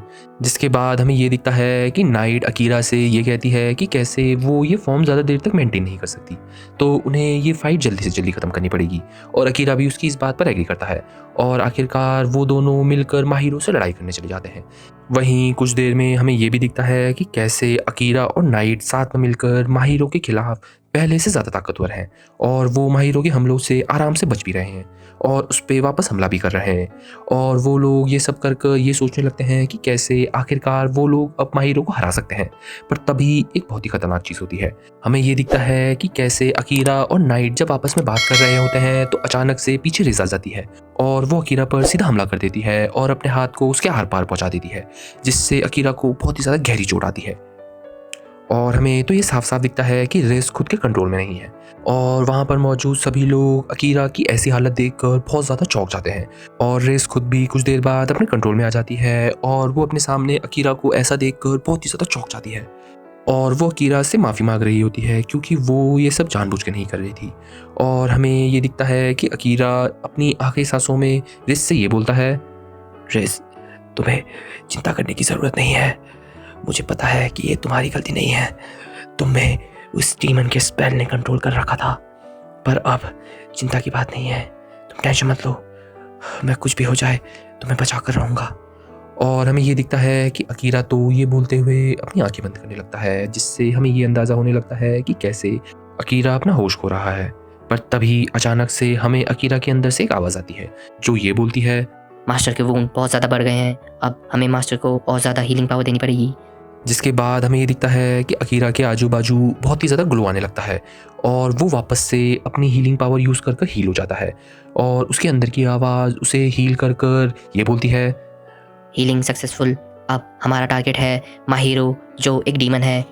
और अकीरा की ये सब हरकतें देखकर वहाँ पर मौजूद सभी लोग और भी ज़्यादा शौक होने लगते हैं। पर तभी अकीरा बिना समय बर्बाद किए सीधा माहिरो पर हमला कर देता है और हमें ये दिखता है कि कैसे अकीरा पिछली बार से ज़्यादा ताकतवर है और अकीरा पिछली बार से तेज़ भी है और ऐसे ही करते हुए वो माहिरो को एक जगह पर कैद करने में कामयाब रहता है और माहिरो खुद भी ये सब चीज़ें देखकर समझ नहीं पा रहा होता कि वहाँ हो क्या रहा है। पर तभी माहिरो को अकीरा के अंदर की आवाज़ ये बोलती है, मैं तुम्हें वॉर्न कर रहा हूँ, अगर तुमने जल्दी से जल्दी रिस्क के खिलाफ किया हुआ स्पेल हटाया नहीं तो मुझे तुम्हें मारना पड़ेगा। तुम्हारे पास दो चॉइस है, या तो तुम रिस्क का स्पेल ख़त्म करके यहाँ से चले जाओ या तो तुम अपनी मौत का सामना करो। और हमें ये दिखता है कि माहिरो तो ये सब सुनकर बहुत ही ज़्यादा गुस्से में आ जाता है और उसे ये लग रहा होता है कि अकीरा उसका मजाक उड़ा रहा है, जिससे वो तुरंत ही रिस्क के ऊपर एक स्पेल क्रिएट कर देता है और वो रिस्क पर हमला कर देता है। पर रिस्क तो माहिरो के स्पेल की वजह से हिल भी नहीं पाती है और अकीरा भी ये सब देखकर सीधा रिस्क को बचाने जाता है और माहिरो का स्पेल रिस्क को लगने ही वाला होता है कि अचानक से वहाँ पर क्रो भी आ जाता है जो माहिरो के स्पेल को जड़ से हटा देता है और क्रो को देखकर सब लोग राहत की सांस लेते हैं। पर तभी माहिरो क्रो को देखकर ये बोलता है, तो आखिरकार द फेमस क्रो जो हमारे डीमन लॉर्ड से बच गया था, मेरे सामने खड़ा है। मुझे लगा नहीं था कि तुम अभी तक जिंदा हो। और क्रो भी माहिरो की इस बात पर यह बोलता है, मुझे भी नहीं लगा था कि डीमन लॉर्ड खुद अपने सेकंड इन कमांड को हम जैसे मियर मॉर्टल्स से लड़ने के लिए भेजेंगे। पर कोई ना, अब तुम आई गई हो तो मैं तो तुम्हें मार के ही छोड़ूंगा। जिसके बाद हमें ये दिखता है कि पहली बार माहिरो इस पूरी फाइट में थोड़ा हिचकिचाता है और वो ये बोलता है कि कैसे वो उनके लिए बाद में आएगा। और ऐसा बोलकर हमें ये दिखता है कि माहिरो तुरंत ही एक मैजिकल सर्कल के अंदर ओरम को अपने साथ लेकर चले जाता है और आखिरकार उन लोगों को चैन की सांस आती है। पर तभी अकीरा क्रो से कुछ बोलने ही वाला होता है कि अचानक से वो बेहोश हो जाता है और वहीं कुछ देर बाद सीन शिफ्ट हो जाता है और हमें ये दिखता है कि अकीरा की आंखें फिर से क्रो के घर में खुलती है, जहां वो क्रो, नाइट और रिस को अपने सामने पाता है, जिससे वो बहुत ज़्यादा खुश होता है। पर तभी क्रो अकीरा को कुछ भी बोलने से पहले वहां पर कुछ और लोगों को बुला देता है और अकीरा तो उनको देखकर बहुत चौंक जाता है। और हमें ये दिखता है कि कैसे अकीरा से मिलने जूले और उसके बाकी क्लासमेट्स भी आए होते हैं और जूले से हमें ये पता चलता है कि कैसे क्रो, सैरो और जूले का पुराना दोस्त भी रह चुका है, जिससे अकीरा को ढूंढना और भी ज़्यादा आसान हो गया था। वहीं सीन शिफ्ट होता है और कुछ देर बाद हमें ये दिखता है कि अकीरा पहले से अच्छा हो गया है और वो सब लोगों से बातें कर रहा है, जहाँ पर उसे ये पता चला है कि कैसे जूले ने अपनी नाइट की गद्दी छोड़ दी है, क्योंकि सैरो की मौत के बाद अगला टारगेट जूले भी हो सकता था। जिसके बाद हमें ये दिखता है कि सुकासा लोग अकीरा को उसके साथ चलने को बोलते हैं डीमन लॉर्ड को हराने के लिए, ताकि वो सब लोग अपने घर वापस जा सकें। और अकीरा उनसे कैसे पूछता है, जिसके आंसर में सुकासा उसे ये बताता है कि कैसे अगर वो लोग डीमन लॉर्ड को हराने में कामयाब रहे तो वो राजा से कहकर उन्हें उनके घर वापस भिजवा सकते हैं। पर अकीरा तो उनके प्लान को सीधा सीधा मना कर देता है और वो ये बताता है कि कैसे अगर राजा उनको जादू से वश में करना चाहता था तो उन्हें ये कैसे लग रहा है कि राजा उन्हें वापस जाने देगा, तो वो लोग इस प्लान पर बिल्कुल भी ट्रस्ट नहीं कर सकते। और अकीरा उन्हें ये भी बताता है कि कैसे डीमंस के पास भी ये एबिलिटी होती है कि वो कहीं पर भी टेलीपोर्ट हो सकते हैं, तो अगर वो लोग भी एक डीमन को हराने में कामयाब रहे तो वो लोग उसके ज़रिए अपने घर में भी टेलीपोर्ट हो सकते हैं, पर ये पक्का नहीं है। वहीं हमें ये दिखता है कि अकीरा उन सब से बात कर ही रहा होता है कि अचानक से रेस को बहुत बुरा लगने लगता है और रेस उनको छोड़ के चली जाती है और अकीरा भी ये सब चीज़ें नोटिस कर लेता है और उन्हें वो ये सब सोचने के लिए मौका देता है और वहाँ से रिस के पीछे चले जाता है। वहीं जूले भी उन सबको अकेला छोड़कर क्रो से बात करने के लिए चले जाता है। वहीं कुछ देर बाद हमें ये दिखता है कि रेज एक पहाड़ की चोटी में खड़ी होती है और अकीरा भी उससे बात करता है और रिज ये बोलती है, अकीरा, मुझे नहीं पता कि मैं क्या करूं। मुझे तो हमेशा से ही ऐसा लगता था कि मैं कुछ स्पेशल हूं, पर मैं क्या करूं जो मैं अपने आप को एक जादू के स्पेल से भी नहीं रोक पाई, तो मैं तुम्हें कैसे बचाऊंगी। मुझे नहीं पता कि मैं सच बोलूं या झूठ, पर मैं तुमसे बहुत ज़्यादा प्यार करती हूँ और मुझे ये लगता था कि मैं तुमको कभी भी चोट नहीं पहुँचने दूंगी, पर मेरी गलती थी।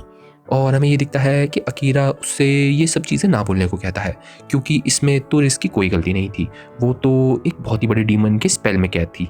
पर हमें रिस से ये भी पता चलता है कि कैसे वो सच में बहुत दुखी है, क्योंकि वो नहीं चाहती कि अकीरा उससे दूर जाए। वहीं अकीरा ये सब सुनकर ये बोलता है, रिस, मुझे पता है तुम्हारा ये सब सोचना एकदम जायज़ है, पर मैं तुम्हें एक चीज़ बताना चाहता हूँ।